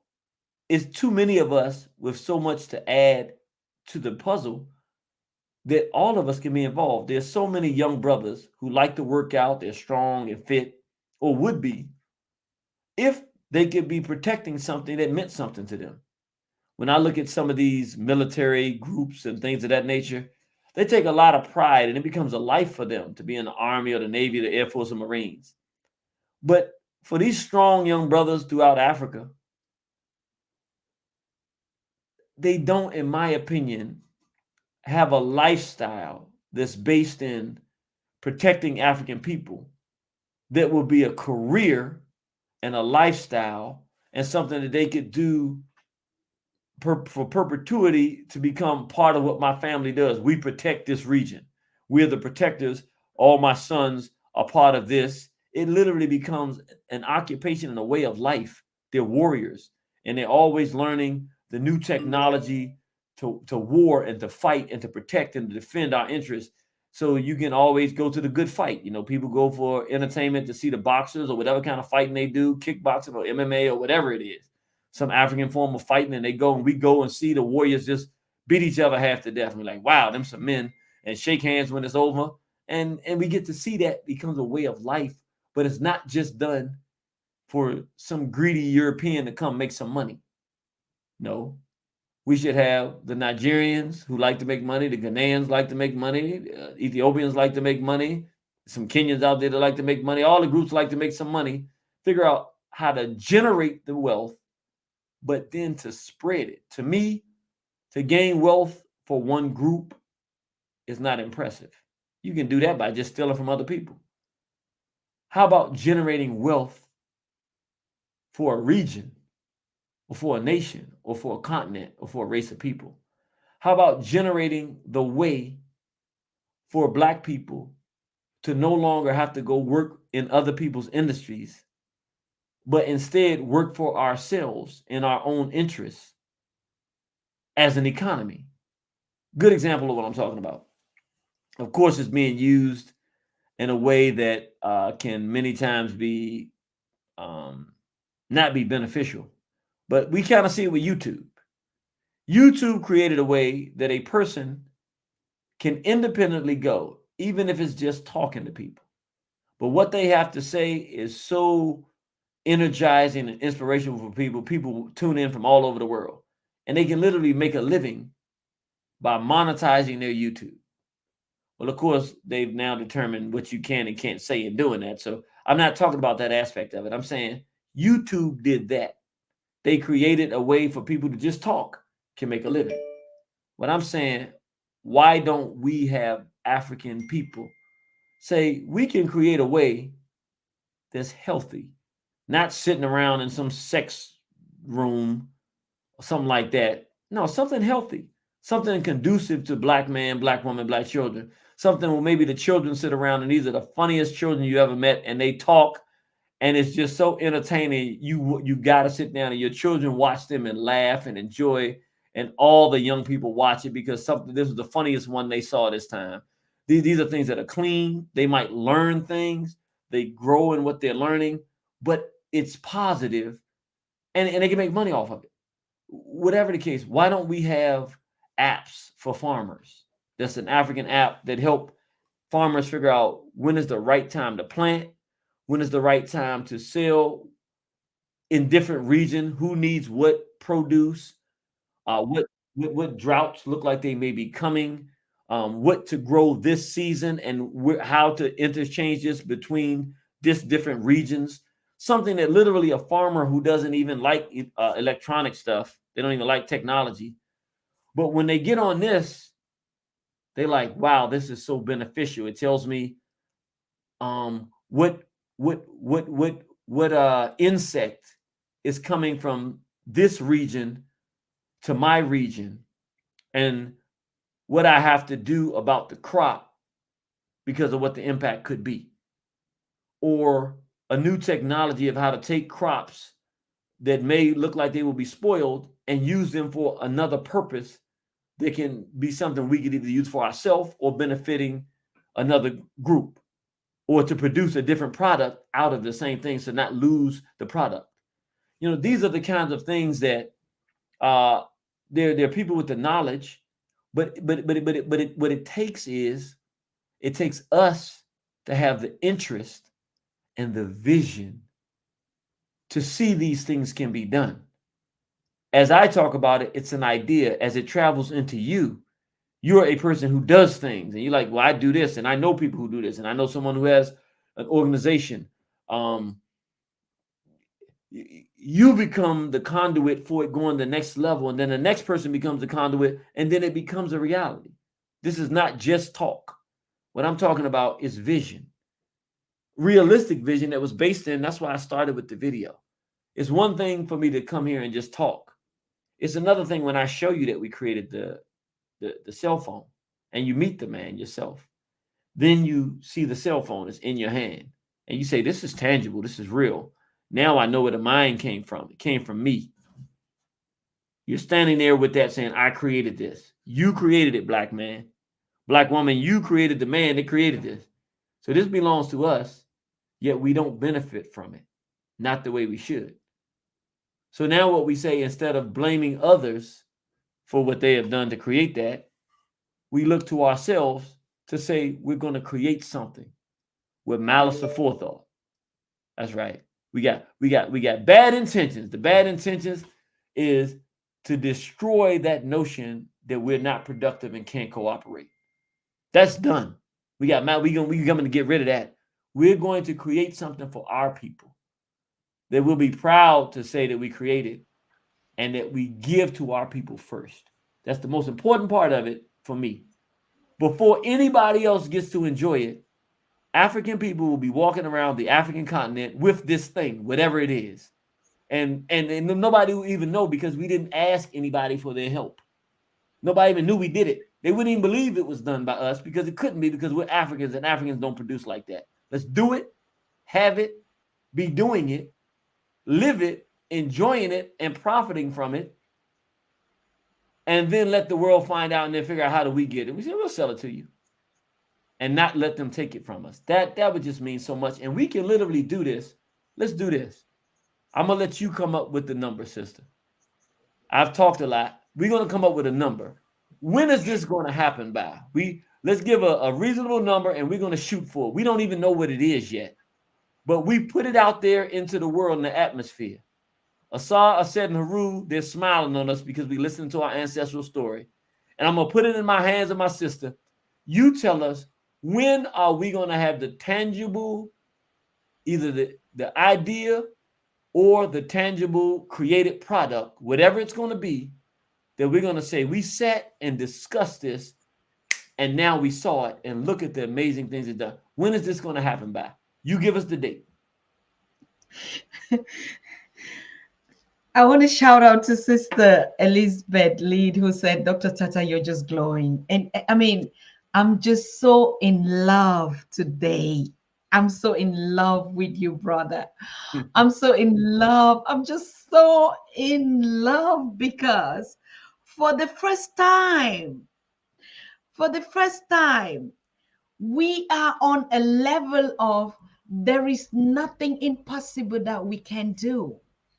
I want to, before I come up with a number or anything that seems like that, number one, the spirit of collectivity. You have made it clear. We have been talking about it, even though not every one of us. Until we do something that is in the collective interest of all of us, we are never gonna succeed. That's number one. We can be as great as we want. If it is all about me, it will never function. And I begin to think that even if I'm a good leader, if I don't train other good leaders and I'm taken off, it has always still been that spirit of oneness, no matter how good I am. And so this idea of single persons being eradicated because those single persons never multiplied themselves is what we should not do. And this is what you are teaching us.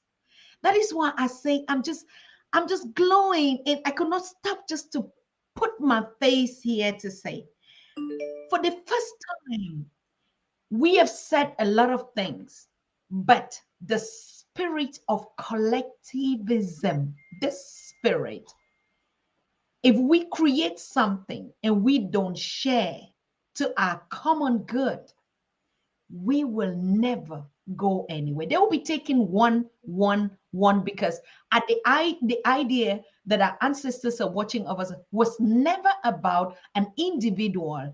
It was about the spirit. It is about the spirit of the collective. Like you said, Asa and Heru, they don't even know which is the difference. The female and the male only knew we came and brought children and nations.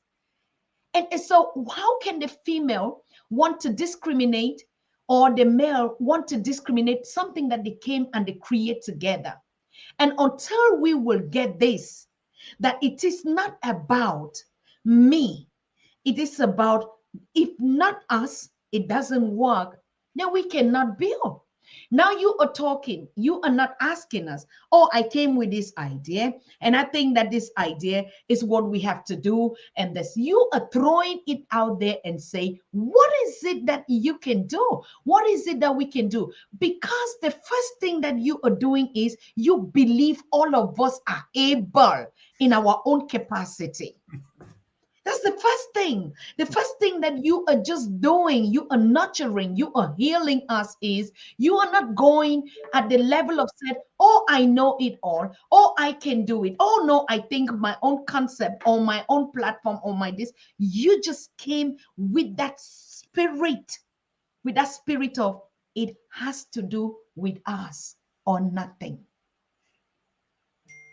And I think when we go in this, when we go with this flow, we will not even sit here and be talking of we need to unite. We need to do, if we just understood this basic of saying anything I do, if it is not for the collective, and we keep saying it every time here, could you imagine that your purpose was just that your parents gave birth to you, or our creators, our ancestors gave you the right or the spirit to come again into this world just to work money, feed yourself, buy expensive things and die?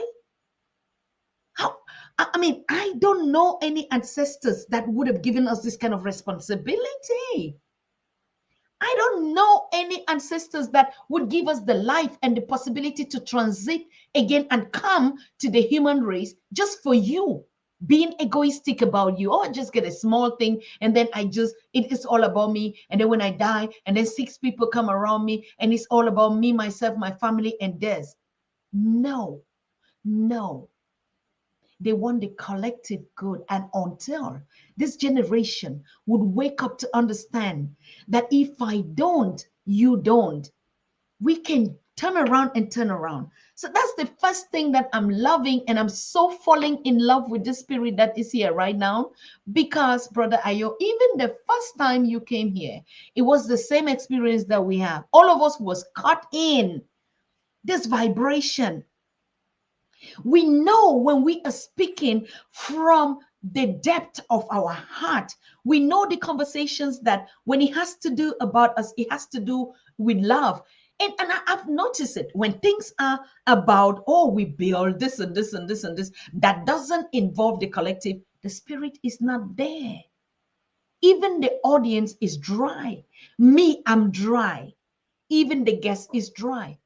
But when the ancestors are right here in this place, like I feel it, and you are feeling it, it is a spirit of harmony.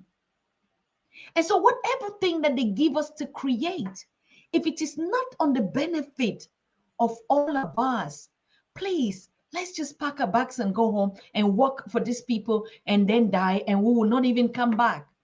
But that's not what we're talking about.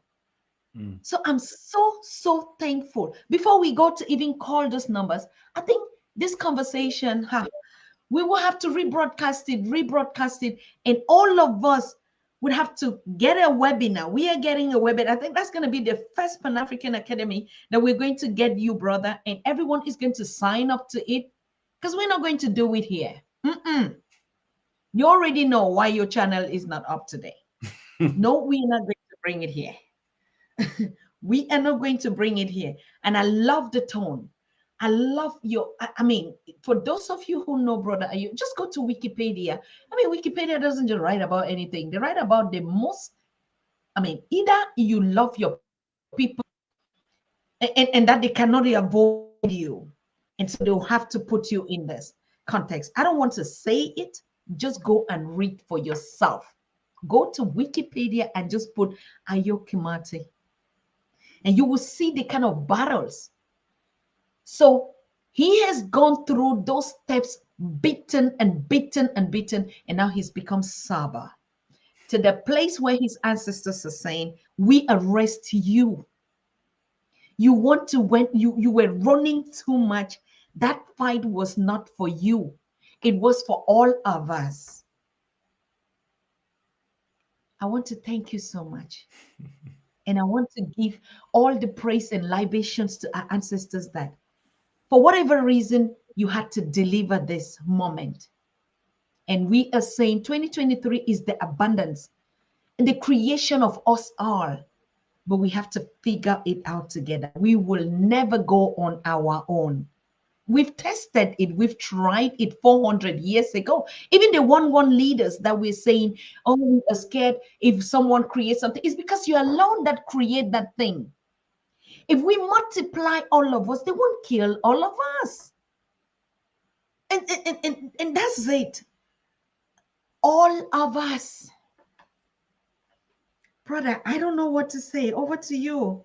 I just want to pull back and get my own part of the show. I don't want to miss anything here.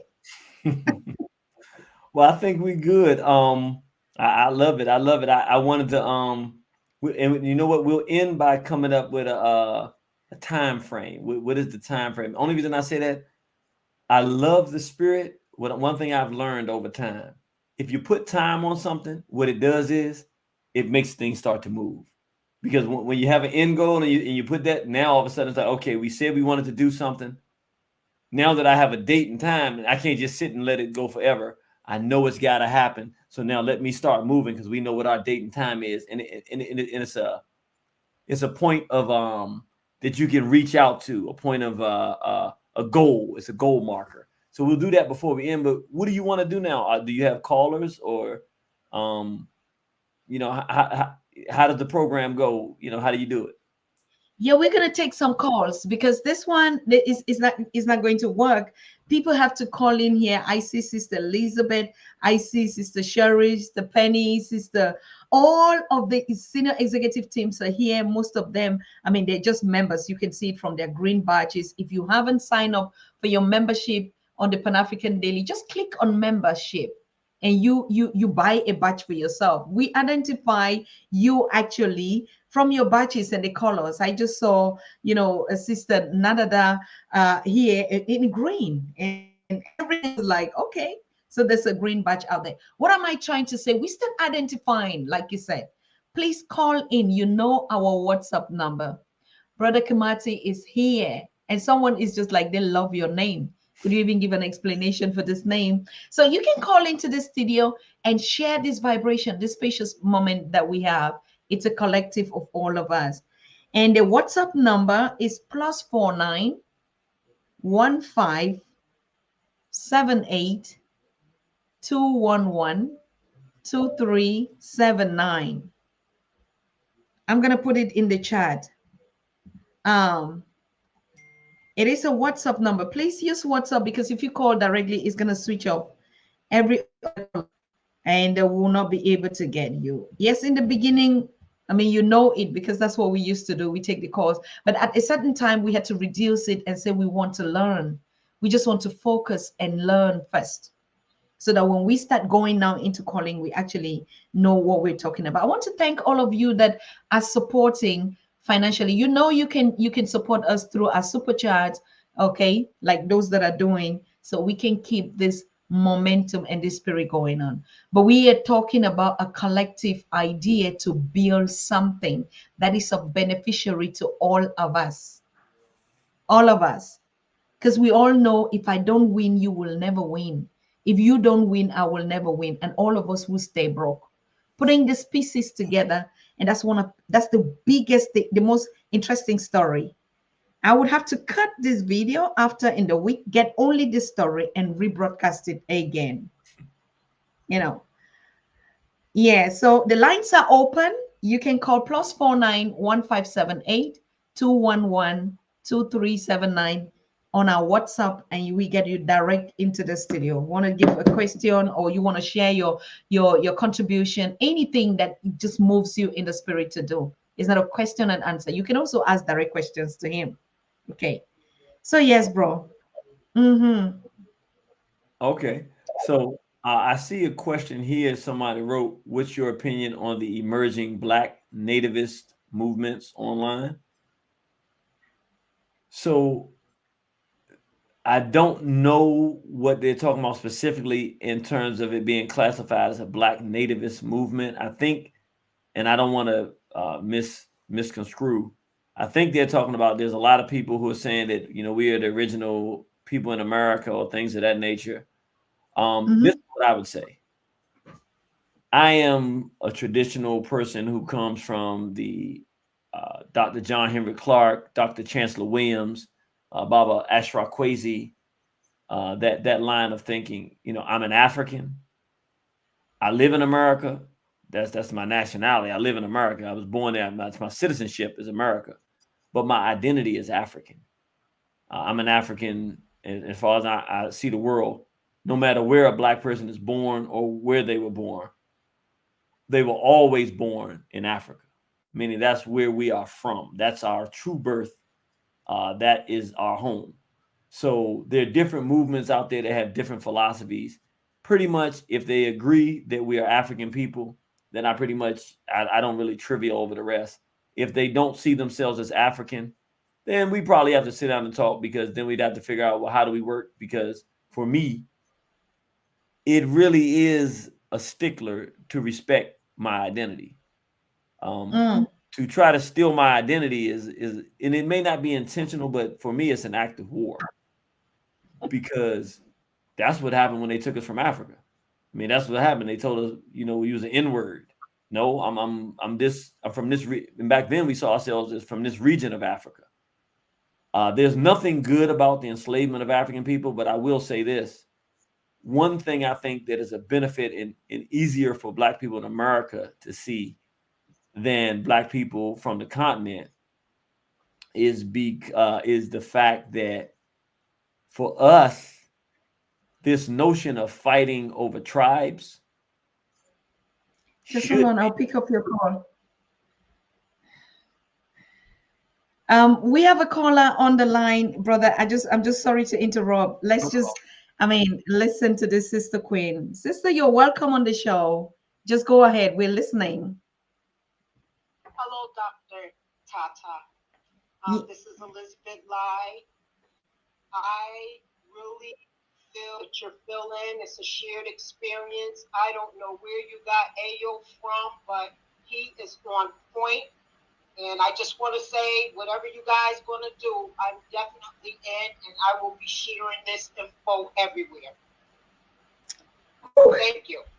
Thank you so much, Sister Lisbeth. I knew you were going to call. Thank you. Thank you so much. Wow. So we're waiting for more impressions. You just heard her. Wherever your spirit came from, the spirit is welcome in this place. You can feel the fragrance. and that whatever you set to do, King, we are with you.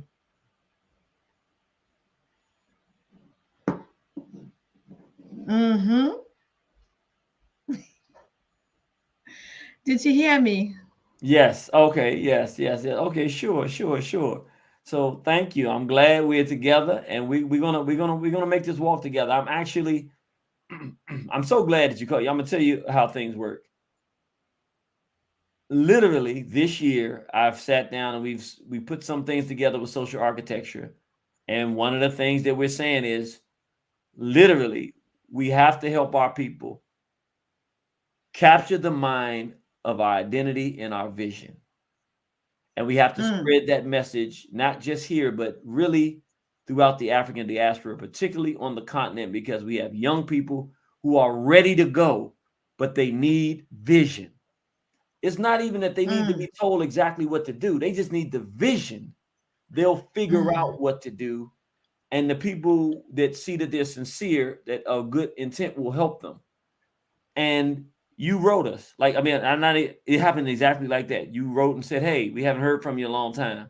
And I said, wow, the ancestors, they really make it work, because I didn't reach out to figure out how to do it or who I was going to contact. We just kind of sat down and discussed it and put it into parameters and said, okay, this is what we're going to do. Our objective for this year. And this month, you wrote us and said this. And I was like, wow. And I didn't even prepare what I was going to say in this discussion. It's just, when it's supposed to happen, it happens the way it's supposed to happen when it's real.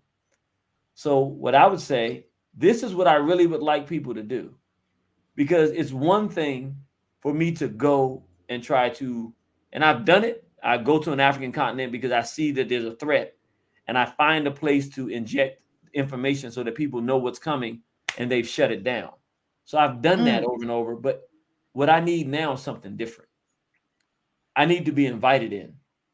It has a different impact. So there are people in the African continent that are listening now. We need the invitation. Because it's going to bring the kind of people who can make a change. Yes. Who are already in a position to do it, but who need that vision and inspiration and that sight. And this is a skill that I have. This is what I do. And I'd like to offer them that. But it won't be respected properly less the invitation. So now it becomes the responsibility of the people to do it, and they would have to do it. This is the beauty of it. She said something, and it's so perfect the way things are going. When you look on Wikipedia and you try to see who is this AYO KIMATHI, you're not going to hear about me lecturing Makerere University. You're not going to hear about me in Bermuda.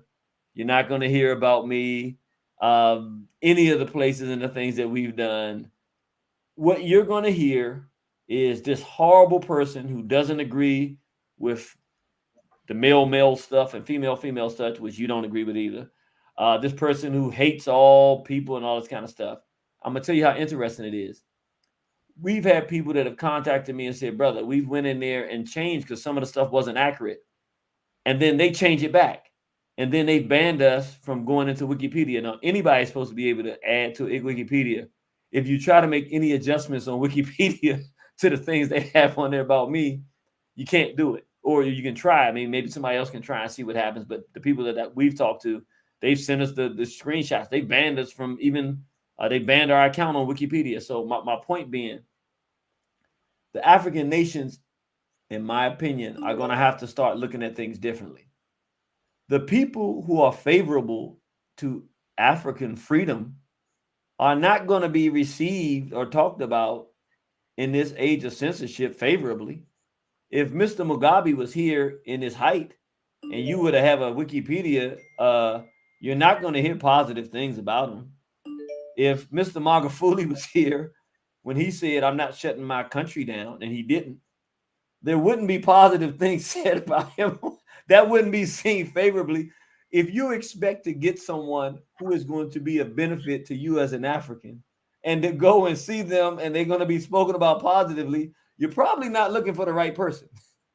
They're not going to speak. The young brothers in Mali who are in there fighting and standing up for Mali, go see what the folks are saying about you online. It's not favorable. You have to find an African. So what I do when I want to, and I'm not even joking when I say this, when I want to find out who the good guys are in the world, I look in the European media and see who they saying are the bad guys. So that's how I found out what I thought about Mali before I actually got a little bit of insight. I went and looked and said, the West is saying that this evil thing is happening in Mali. I said, oh, the brothers and sisters in Mali must be doing the right thing. I mean, that's how I made my assessment. I just look for the opposite. So you can see what you get. What you see as I'm talking to the sister here, what you see is what you get. And this is just what we do right here talking to one another. It's a whole different thing when it's live and in person. I come live and in person. I'm a real person. I like to, you know, and then we see what we can do. I want to come, and I'm saying this because right now, I'm confident that we know what our young people in Africa need. And it's not, they have the drive and the inspiration. They need the vision right now. And they need the vision from someone who's lived it and has been there, even to the point, and I'm just saying it because we did these things on purpose. If you see the shirt I'm wearing, you say, well, because a lot of people say, where do you get this stuff? Well, this didn't just happen by itself. We decided, I sat down and said, what do we need? I said, we need to see African men, black men, even in America, everyday brother, wearing clothes that's cool, but it's clearly African. But it's not so traditional that it's like, I don't know about that. I want the young brother to say, yo, where'd he get that shirt? I want one of those. So I found a sister in Africa who made them and said, let's go. And then we went, and I was in Zimbabwe, and then we went to Kenya, and I found a good brother I know, a Hebrew Israelite brother that lives there, hooked us up with a brother who has a shop where they manufacture clothes with people, not no machines. The people are in there making them, sisters in there sewing and brothers. And you see what I'm here? This right here from Kenya, made for me. And I wear them for a reason, though. I'm not just wearing them because they fly, because they are fly. But I'm saying I wear them because this is African ingenuity. This is us saying, look, I'm in the U.S., so it's got to be stylish. But guess what? I'm popping harder than everybody at a better price. And it's totally African. And I ain't got to tell you I'm African. You see it when you see the pattern. You know you're dealing with a black man. This is all science.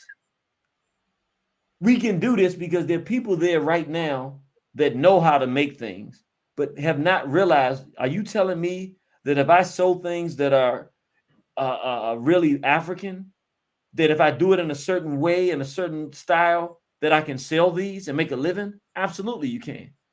And if we really put our minds together, we'll make it so cool that you'll be exporting them because we want to dress the way you dress because you got the flyest stuff on earth and the prices are better than what we pay for the stuff we get here.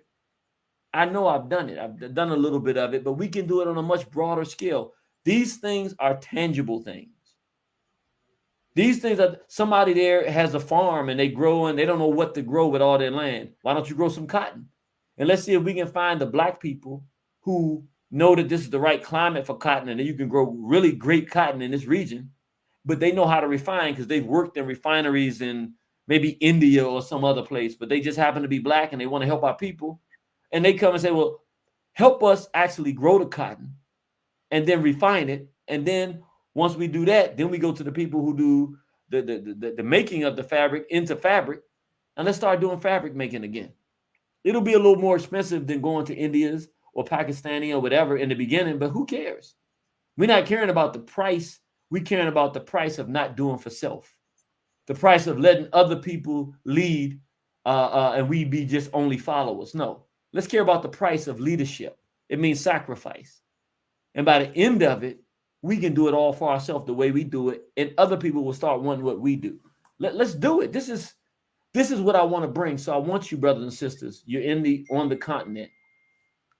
Invite us out.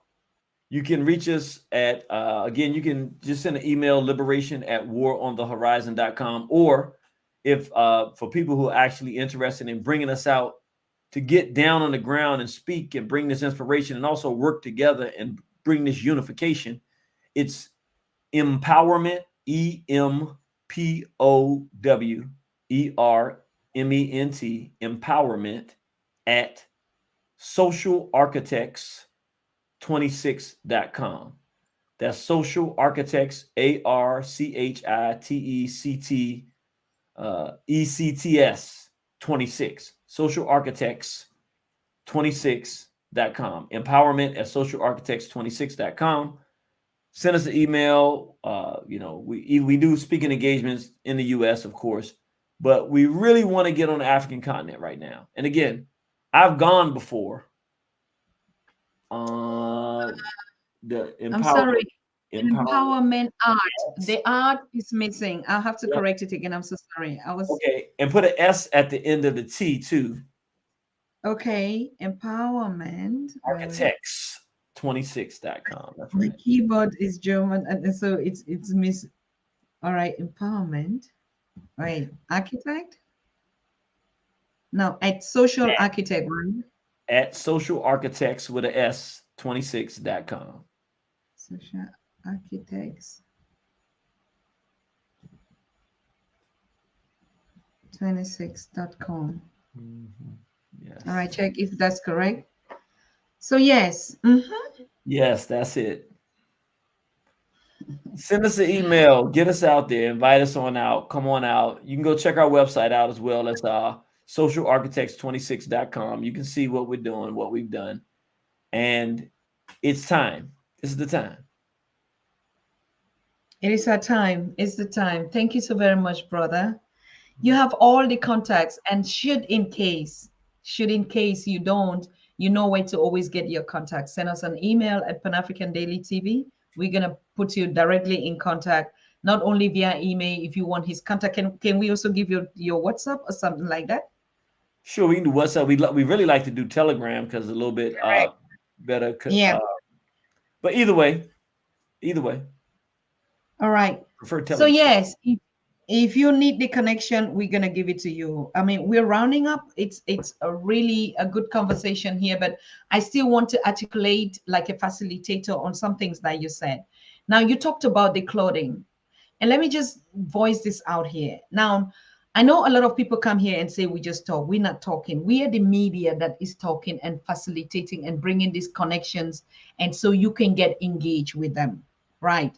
So what is the point that I'm making? Even our competitors are listening to us, watching us. One thing that I notice and one thing that I research and I realize is, to be honest with you, what is it that they listen to us? China, for instance, they listen to us like we're saying, oh, we want to be conscious. We want to start dressing, and what, before you know it, they're already doing all the African prints and Ankaras. If you go to Alibaba, it's all about the African print Ankaras. Our artifacts and everything, they copy like no other person in the world, that we know. So what is the solution to this? The solution is being intentional. And that's where the issue of identity becomes very important. If we don't understand our identity and be intentional where we buy, how we buy, we're still going to be doing the wrong thing, thinking that we're doing the right thing. And so I can go to any China made anything and I just buy and I put it on just because I think, because I'm wearing what Brother KIMATHI is wearing, and then I feel I'm in my identity and I'm supporting Black businesses. No. He has said it, and I'm a witness. I'm a village girl. You know me so well. I don't know what I want to say. I'm a truly village girl. And I used to give you these things from the experience to say, imagine, I don't know any industry in this world that you go, you choose your cloth, they measure you, they sew it, and you take it and go home. I don't know any. It is only on the continent of Africa.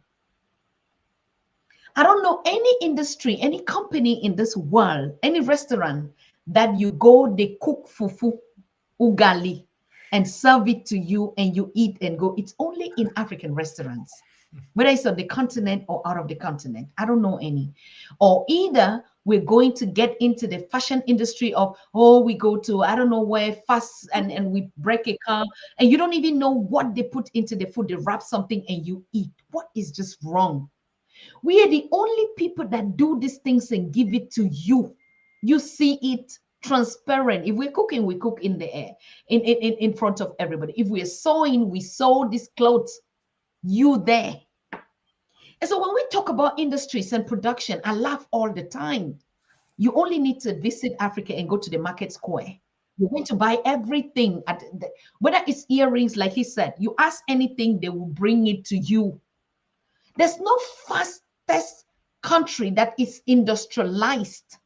If we don't want to see industry in the way they put it in our brains, and like it has to be a factory where people go leave their children to be programmed at some schools and stuff, and mothers go and work 24/7 in the night to be able to put food on the table. Africa would never develop like this, I can guarantee you.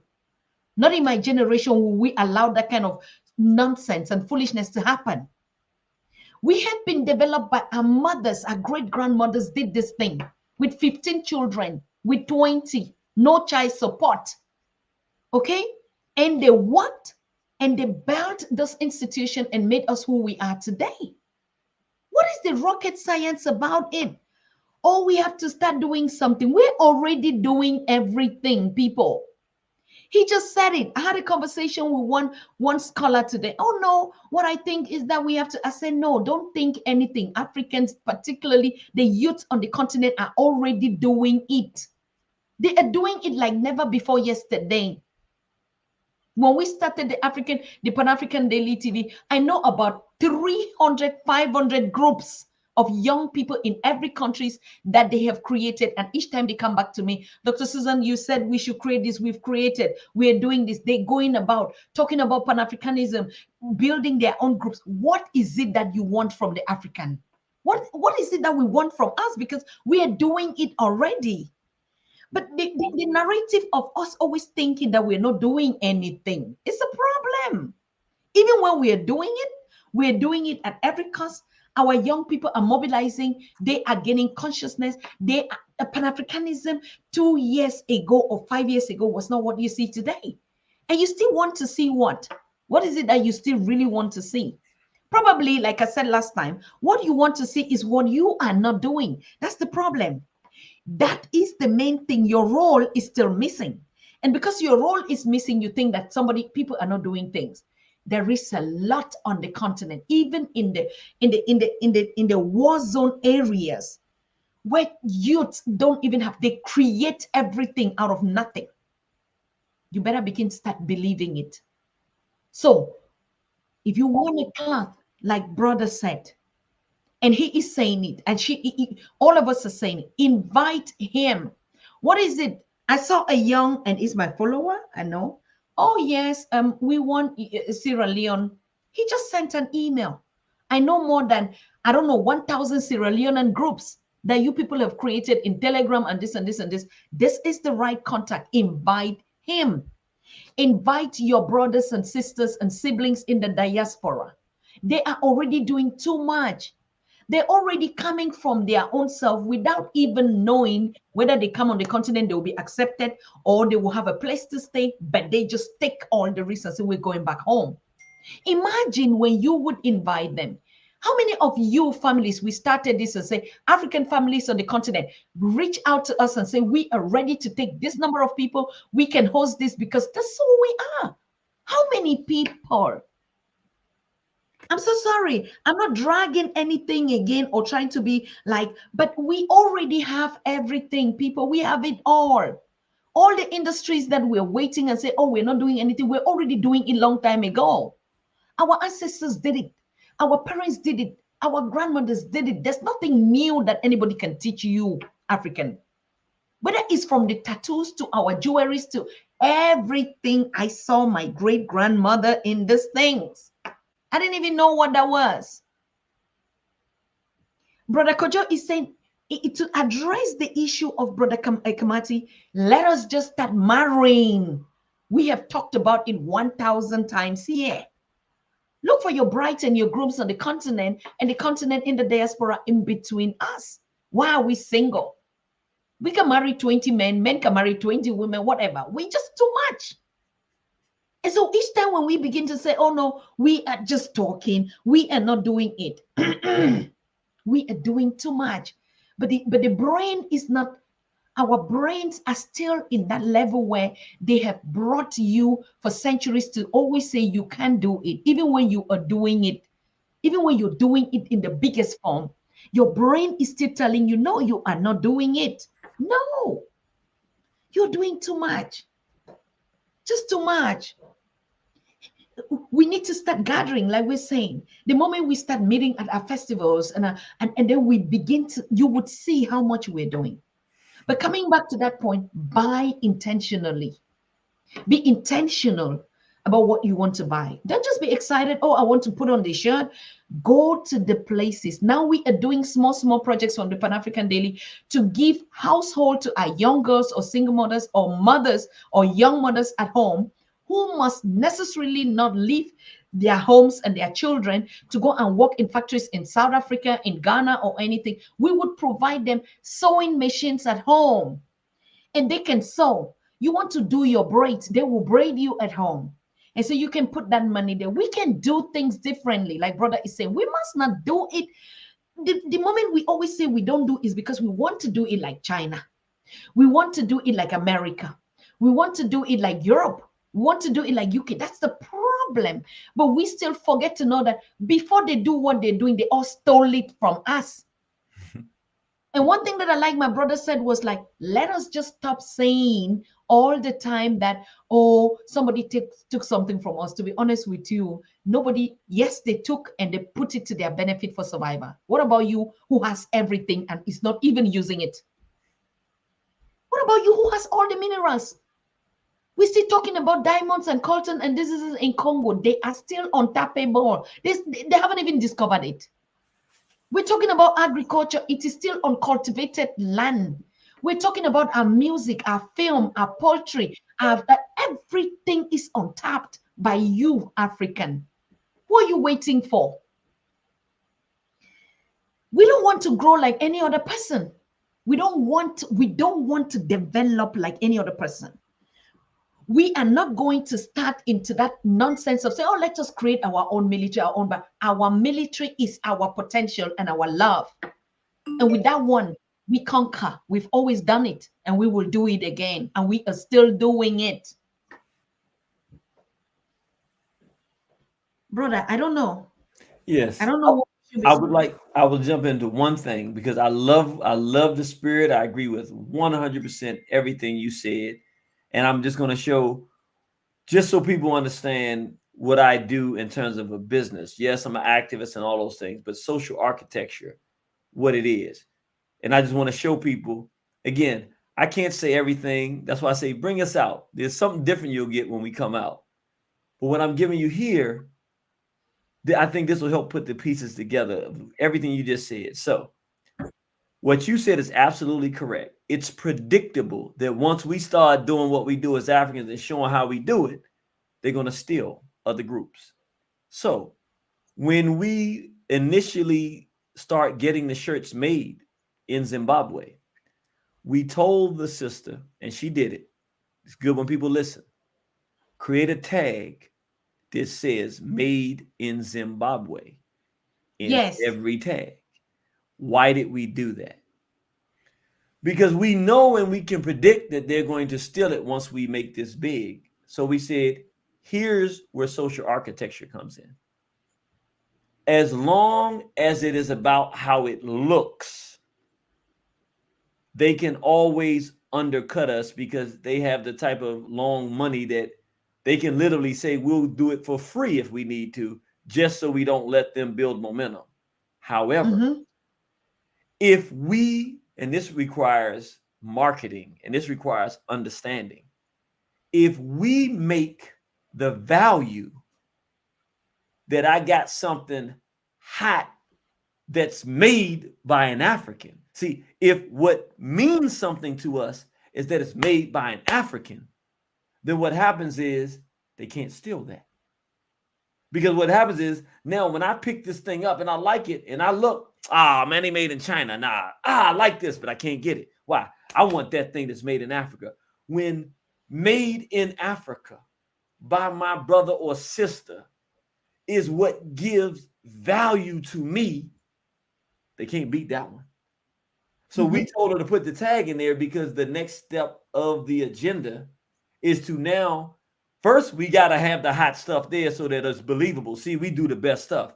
Then we say, well, when people, I got this in Africa. I don't say that just because it's true.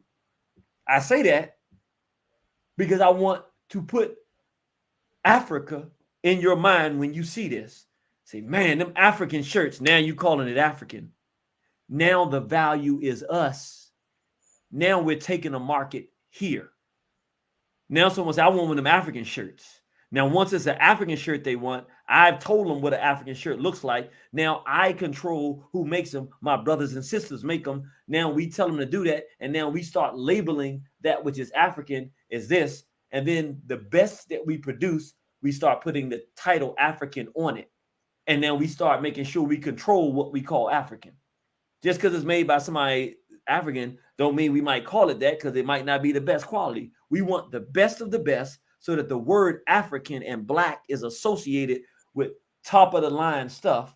This is all that's what we call social architecture. Basically what I'm saying is, on the surface, I'm just showing you the shirt and talking at it. But when we get on the ground, the direction that we head with it is far broader because it's downfield thinking that we do.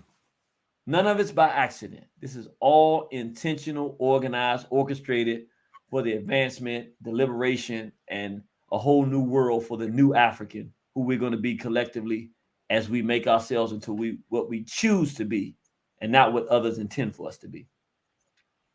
Ashe, Bayete, Baba. Ashe, Ashe.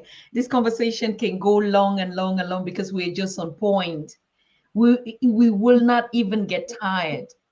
What I'm saying is, we have to, we had already say we have a lot of things to divorce with to be able to attain your African identity-ness. You have to divorce with a lot of things.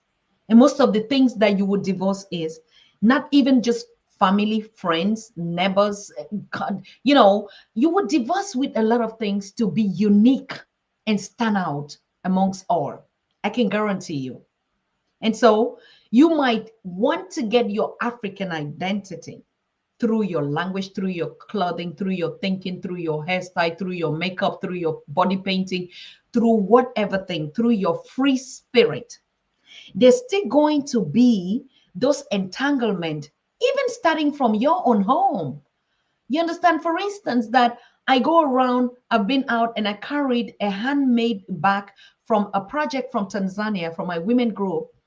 And it for some other people or my friends or people that I met or relatives, it was annoying to them because I wasn't carrying a Marco Cos or I don't know what they call all those brands out there. And to them, I looked primitive. You understand? I wasn't holding a Toriboshi or whatever nonsense crap. And because, and so it was kind of like they feel even uncomfortable being with you because we've been so eaten up in our minds that even when we want to adhere and marry our Africanness, I'm telling you, even your surroundings around you, call it family, call it friends, call it what, it still makes them uncomfortable if they are not on the same vibration. So that's what I'm saying. It is intentional, like brother is saying, to be African again and be proud and say, I own it. We have to divorce with a lot of things. But I'm telling you, that's a good divorce. Because the moment you don't allow them to get you over, you are going to get them over. And that's how we have to fight for this love and unity that we're talking about. Because the first people that will have to fight to win them over are our very surroundings. If I'm not intentionally married or having friends that are of the same vibration with me, I'm already in the wrong place. So instead of me going to take my people further, I have to leave them and then go back to maybe struggle to get one family member or one friend or one sister or one community member because I want to take them along. No, leave them behind and go. Leave them behind and be intentional and move. Love them anyway. Leave them in their world. Let them be there, but you have to go. You need to go. It's a lot of teaching, and that's what we see. We have to teach a lot. What he was saying about the tag, it is even according to international standards of production, trade relationships, and everything. We've had women that brought stuffs to the African festival, like the things that I say I bought. And it took us a lot of time because most of the things were held at the port. To remove those things out of the port, because they did not put the etiquette made in Tanzania, 100% cotton, handmade. So these are all things that we have to teach when we are talking about we need to do business, we need to produce. And we are building this academy, just like his own that he's saying empowerment. There's a lot of teaching to do.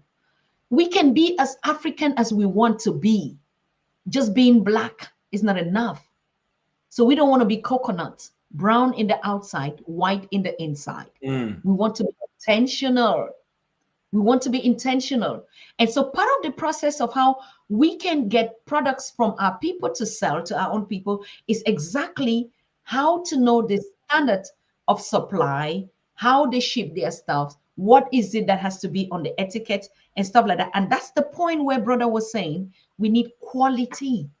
Because if we're producing on the continent, we don't want to buy those China cheap things. These are real cotton, 100% cotton. And you have to certify it and put it on the etiquette. So we know it's not just because you're black or you're black woman or you're black sister from Africa that you go again, because we're going to find ourselves in that bubble. You go to Dubai and carry all that rubbish, and just because you're a sister looking black, I'll buy from you. We have to be intentional. And that's why we're teaching on how to be African. It means in everything, in every angle of it, Pan-Africanism from A to Z. It is very important, brother. Yes. Well, I think we've done it today. I think the people are enjoying it. I feel the spirit. And again, I'm gonna say this again, just because it's been just a wonderful, wonderful day. Literally, there's a lot of things I've had on the back burner because we've been dealing with some things here, like the last 2 years, pretty much people know. And there were things we were about to launch on the African continent. And, things got shooken up for the last couple of years, but we're right here now, really ready to go. And I'm so glad that you were the first one to call. I know now for sure this was the place I was supposed to have this discussion. And we're about to embark upon some amazing things that are going to happen. And you brothers and sisters, you're going to see me on the African continent very soon. And you're going to see us doing some wonderful things. So the last thing I would like you to do, give us a date. We talked about this grandiose idea. When are we going to either know what it is that we're going to produce, or you can pick the date when it'll actually be done and we'll see it on the ground? When is this magnificent 21st century invention from Black people using our resources from nuts to bolt? When is that going to happen? Give us our date, sister. I think this should happen in March because we have the Black Excellence coming up in New York on the 4th of February. And I think we already have been talking about it. The Happy movement is coming up with this Black Excellence. And I'm going to be there because I'm performing, and not only performing. There's going to be a lot of things that we're meeting there. It's going to be in New York, in Queens, on the 4th of February. And I hope all of you are already getting your tickets to be there. It's going to be streamed also live, but it's also going to be a live event with amazing performers. It's exactly this concept that you're talking about. Like, how do we begin to promote the Black excellence? What are we creating? What are we honoring? If we don't start by these petty things, and Hollywood, whatever, Nollywood transforming in another sense. It's not Pan-Africanism to that extent. We're just involving and just happy doing some of the things. We need to be intentional. What music we listen to, what food we listen, what we wear, where we hang out with, who we even hang out with, who we marry. Are they religiously correct, spiritually correct? These are intentions. And it doesn't take it from one day to the other without us starting to teach our generation again. How do when a woman, we just say, oh, let's marry with a woman on the continent. The birthday present I gave to my son, he turned 23, was I told him, when you find a woman, that woman gives up everything for you, her life, her dreams, her aspirations, her passion. That's how we queens do. But now don't take it for granted. You have to allow her to actually, the gift that she's bringing to you. So when I say intentional, it's a lot of teaching we have to do. Rite of passation, rite of every passage, everything.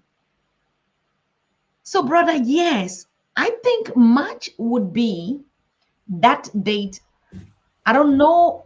It's coming 18 of March is coming into my spirit. But maybe I might be wrong. If there's something that it has to be, should be 18 or 20 of March. That's what I see. Okay.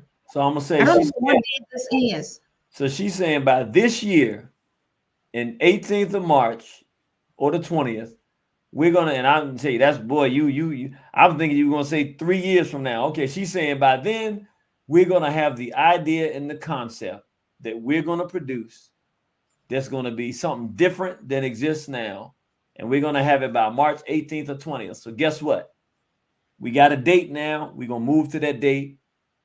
Let's talk between March 18th and 20th, and we're going to have the idea. How about that? Correct. Fact. Because I think we're not going to invent anything or create anything. We just have to look at things that we have and we coordinate them. Like we say, they're there already. All right, there we go. I heard it. We're lucky that we're not going to start to say, let us train people that will do the clothes for us. Let us train mothers that we do. They're already there. The problem is coordinating it and putting a supply chain in these things. And I think that should not be any rocket science. Imagine it's just 2 years. How many times have we met here? How many lectures and professors and this? There are more than 2,000 that we've hosted on the Pan-African Daily. And the ones that we even repeat and repeat and repeat. So if we can do just 2 years and we're having 10 million only from African American communities and the others, hey, brother, we don't need any other. So that we put our Agenda 35, we're going to meet everything when all of us. I'm with it. Talk about it. You heard that? March 18th and 20th. We're going to have it. We're going to come right to you and tell you what we're going to do. Wonderful. Thank you so much. All right, so one last word. I see we are rounding up 2 hours, 30 minutes. I know we can go up till, I know when the spirit is here, our ancestors are also enjoying. They're part of this whole thing, and like nobody wants to go. What do you want us to conclude? I mean, I think I will have to have you again on the show this month. That's not possible that we will only see on the 18th of March, isn't it? What's your calendar looking at? Maybe I have to look because I don't know if February. If I'm not booked in February, maybe, but I think definitely we'll be able to look at that March date because I think that'll be a great date to see, to put it on there. But if so, maybe we could do something for February if something's available. Okay, wonderful. I'll just get back to you. And just like you said, it happens. When they give us the message, we'll just meet, just like we met like this. And it's a wonderful pleasure. You see, we've grown in subscription and in following. That's why most of our guests now, or those that are asking, but who is this here? And when they're not the ones that started with us. I mean, we're almost clocking 100,000 subscribers. Beautiful. And yes, the line were already open, Kofi, and we took some calls. You just came late, So And that's why these conversations really, I would be rebroadcasting it to our audience very, very often, because it's like we're saying we're learning, and learning, we don't just listen once, we have to learn. Just like they train us to program us, we have to deprogram by training ourselves, go over and over messages over and over repeatedly until it sticks. Yes. Replacing. So thank you, bro. One last word. What do you want to bless us with here? I just want to let people know we've talked today, but these are not just words. We're going to talk on the 18th and 20th of March. Our sister gave us the date. I was really thinking it's about a year or two away. So what that means is this is serious. Now you get a measuring stick. All this talk was great. That means if we don't come back to you in March 18th or 20th with something that's tangible, achievable, doable, then we've let you down and failed you. So you look at me, it's my responsibility. She is the one that has to set it up for the date, and my responsibility is to come to you with what we can share broadly, publicly, with tangible, real, achievable construct that can be done, and then we push from there. So now we got this is what 2023 is going to be different than the times that we've done before. We've been discussing it and doing it. You know, we're doing our things. We're doing things. This is different, though. We've been talking about it. Now we're saying we're bringing African people internationally together with action-oriented goals and objectives. 18th of March, 18th or 20th, we're going to come back. Here's the tangible thing that we're going to start doing. Let's move forward. So that's what you got to hold us to. It's got to be tangible. It's got to be real. We start doing it. Wonderful, wonderful. Thank you so very much, brother. And I want to thank all of you. I see our brother Act for New. I mean, it is Act for You, or $1 One Africa is here. A lot of people that I actually, were maybe busy or listening in the background. Everyone is here because of you, brother. So you're just not any kind of a person. You are really you bring it, and you make it work, because your work speaks for you. That's why, I mean, we're not going to say we want to go on Wikipedia or read anything, but like I said, I mean, it's not just today. This journey has been centuries. It's an ancestor. We just have to figure out which ancestor is this in the spirit here. But when they come back and they begin to tell us in this format, I think when we give birth to our children now, we have to name them really on the great ancestors. Like I could be Nefertiti, Yeah. or I could be Harriet Tubman.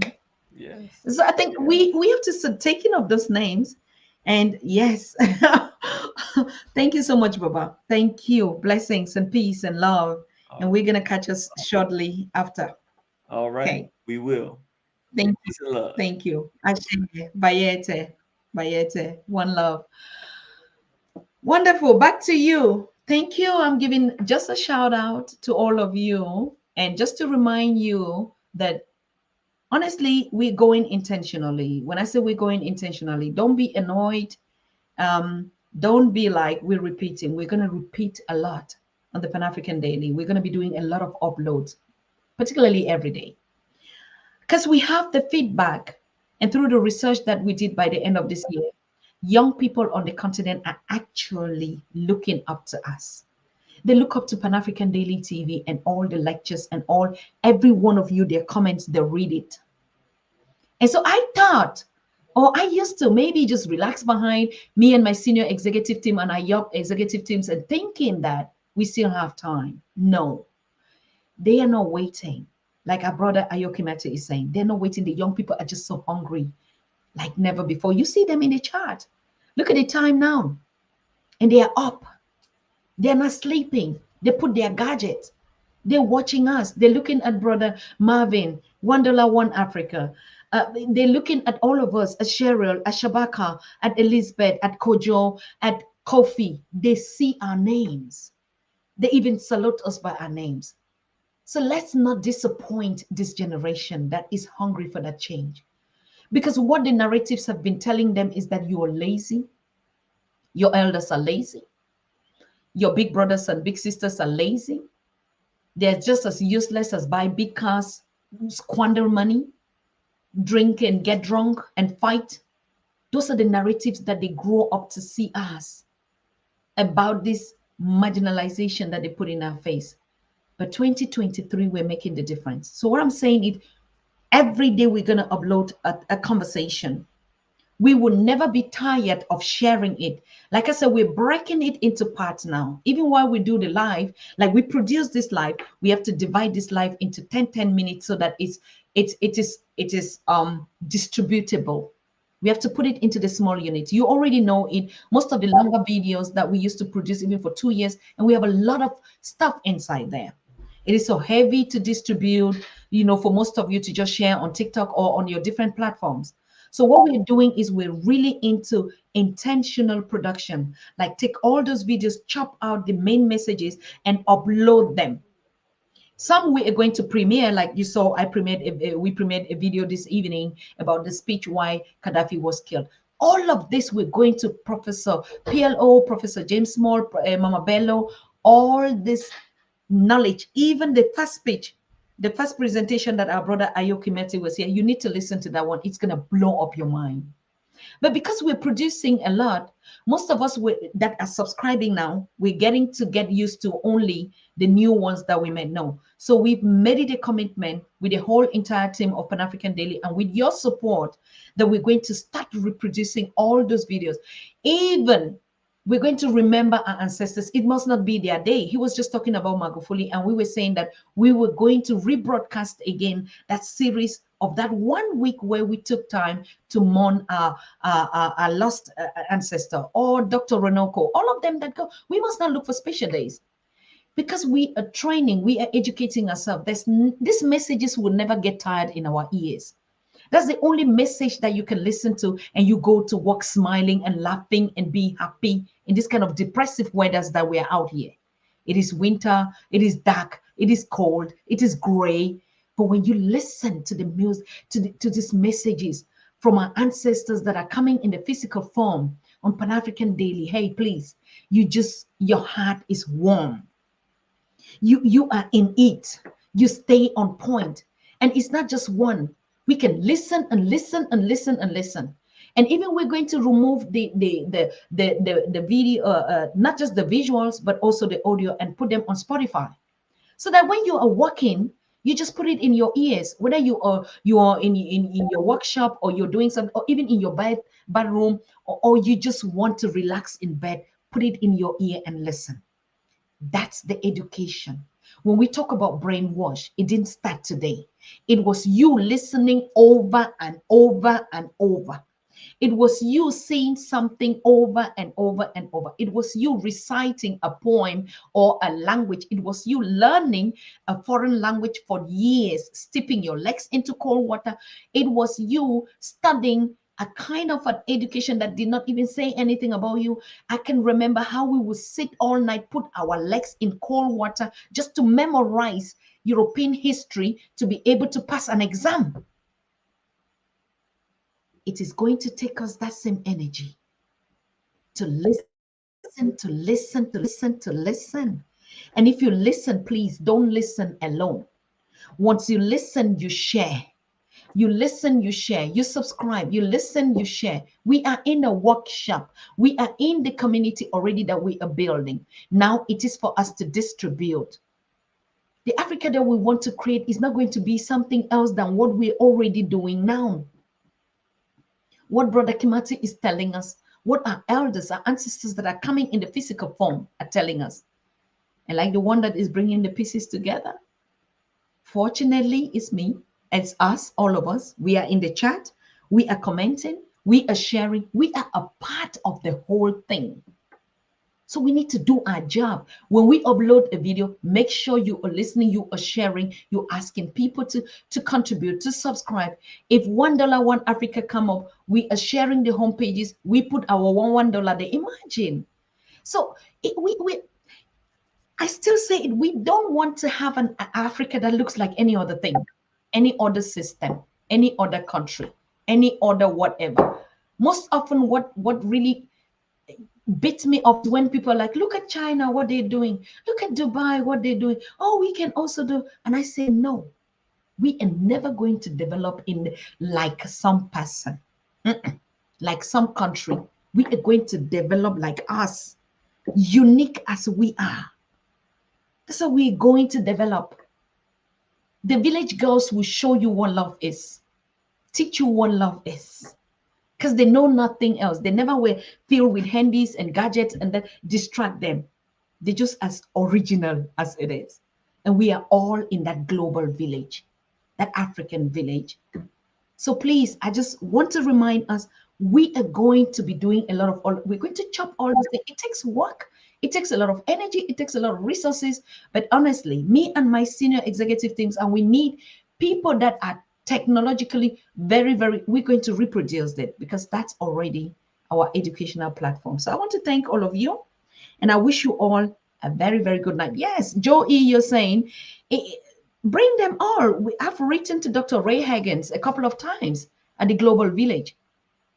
I reach out to them. Most of you, like Baba Marvin Gaye that is here with us, or most of you are the ones that are bringing others. If you know teachers that are doing the work out there, whether they're women or they're men or they're youth, bring their contact. We're going to host them.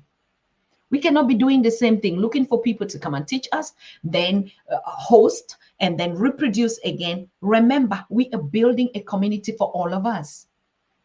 And if you listen to the sermon or to the presentation or to the preaching or to the message or to the mission message today, then you just understood one thing. PanAfrican Daily TV has nothing to do with Dr. Susan Tata.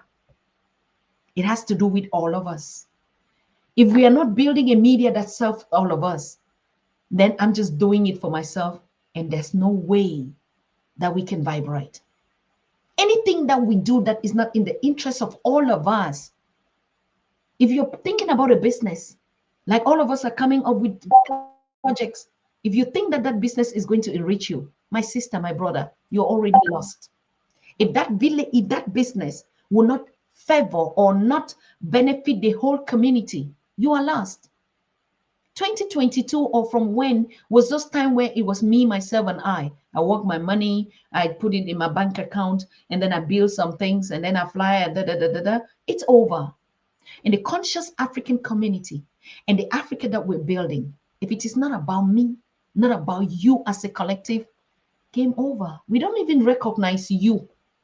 So that's the spirit of our ancestry. When we talk about Ubuntu, it's not just, oh, I just do. No, it is about if you don't, I cannot. And until we start implementing that. If the other one is weak, the ones that are already stronger, you have to pull them out. Remember, like I told you, we'll have to divorce with a lot. We'll have to quarrel. We'll have to disagree on a lot of things. But the message is being intentional. Even if you will hate me 1 million times, but if you would be African in your spirit, that's the biggest thing that you could do to me. So just go ahead and do it. Don't be in love with me, because I will not give you that kind of love that you want if you don't want to be an African. If you're my son, my daughter, my youth, my elder, my mother, my sister, and everything, and you think that you can show me love by giving me, some gadgets here, and then you still want to be non-African, please don't give it. We say it a couple of times. If you're coming to PanAfrican Daily TV and you are not learning and you are not seeing the difference, you are not seeing the change, don't subscribe. Don't. It is a wrong platform for you. Go to other platforms. PanAfrican Daily TV is a movement of people that are intentional. If you have not noticed anything being here since you subscribe, you've not seen a change in your life, in your community, and you are not impacting others, please unsubscribe. So you're just here to look at people, read comments, and and I don't know what. So you're cheating yourself. You are not benefiting. And the idea is for us to take a lot out of us, to grab everything that we can grab. You're talking about the woman king? Forget about it. That's Hollywood. We are talking the reality. We are queens and royals and kings in the queendoms and kingdoms of the great Africa. that is, that was, and that is still to be. So when you're here, make sure you are grabbing a lot. If you're connecting or getting to know one another in the chat group, fine. If you're connecting, exchanging ideas, address or stuff like that, fine. But make sure you cannot go empty-handed. If you go empty-handed, it wasn't necessary for you to be here. So that's what I want to leave you with. Tonight, as you meditate, whether in the afternoon, please put out your thinking cap, what you've been hearing here, and say anything I do, if it is not about the collective, something is still, I still have to learn a lot. Okay? So thank you so very much. And we see ourselves tomorrow. Hey, tomorrow I'm going to go on Happy Talks with Baba Smalls, and it's going to be 8 p.m. Eastern. And 8 p.m. Eastern, from what I know, I'm going to be up here in the Central European time. That's going to be 2 a.m. in the night. We're going to discuss something very special. I will share the link to you in the morning, but I will share the link to you 2 p.m. tomorrow Eastern on our normal show, and then you can join us later. So that's going to be incredible. We want to talk about this event that is coming out there in New York, and the happy Sister Felicia invited us to the show, Professor James Small and myself. Yes, we have to show our face there. Okay, I will share the link. I don't have the link yet, but if you are already subscribed to Happy, then you would find us there anytime we come on. And then next week, Wednesday, Thursday, Friday, we're going to put a lineup of the delegation or the performance that will be coming on Happy, and we will be getting them live here. So Professor James automatically is the godfather of it. It's going to be one, and then Brother Taggy is also going to be one, and then we're still waiting for another performer. But that's going to be our next week program. So watch out for what we have in stock tomorrow. I don't know who is coming up tomorrow. Like we say, or the brother said, we act according to the spirit of our ancestors, how they guide us. And so watch out, and we see ourselves tomorrow. I want to thank all of you that contributed. I mean, you really supported. I think we had about $100 on our super chat. And remember, when you contribute like this, YouTube takes 30% off of each amount, just for you to understand. All right. But we are grateful that we can share this platform and that we're sharing it together. Why not? It's a win-win thing. They give us a platform. We're doing our streams, and yeah, you know. So, but thank you so very much. And we look forward to having another wonderful, spiritful conversation. But watch out for the uploads that we'll be doing, like I said. Okay. So thank you. Good night to all of you, my loved ones. Mwah, mwah. I love you more than anything. Without you, no me, and you know that. And I know you love me. Without me, no way. All right. So good night to all of you, and we see ourselves tomorrow. If there are any questions, drop it in the chat or drop it on our email. If you want to get contact and you could not reach Brother, drop it at the Pan-African Daily TV or any of our WhatsApp groups. It's going to come to us, and we'll put you in contact, or with any other, Rutendo, Maponga. You know, that's the way we do it. That's the spirit that we come in here on. And one more thing, I had a message from Professor PLO Lumumba. He actually is asking on all of you to be patient with him. He was just going through, I think, a couple of stuff, even you know, that he has to position a lot of things, and that's why he's been kind of like absent on the Pan-African Daily TV. Not only us, but even other media. Remember, this is his media, and if he can't be here, you won't find him anywhere. Same feedback I got from Dr. Arikana and all of the voices that you've been having here. It's not that they are tired. It's not that they don't want to be with you again. It's just that people are really focused and try to get their work done on spot. You can see Dr. Arikana has been everywhere. She was in Zimbabwe. She was in Namibia. And then we also have Dr. Mata Namujebo from Namibia. I mean, she really made it into their electoral process. And she's, I think, one of the biggest members that can make decisions out there in their parliament and in the community as usual. And as you know, she is actually the pioneer of the African Girl Child Foundation for Entrepreneurship, skills and stuff like that, and she's building a lot of schools across the continent. So yes, all these powerful queens that we've been. And then we missed actually Professor Baena Bello, Mama Bello, during the first the Haiti soup on 1st January. But she is there and doing her mission. And like we said, it's not just a support for the 1st of January. Every January, it's a continuous thing that starts from January till again next year. So at any time, she will be showing her face also here. And we have a lot to do. So my people, we have work. All right. So good night. You are watching the Pan-African Daily TV with Dr. Susan Tata. The Africa we want.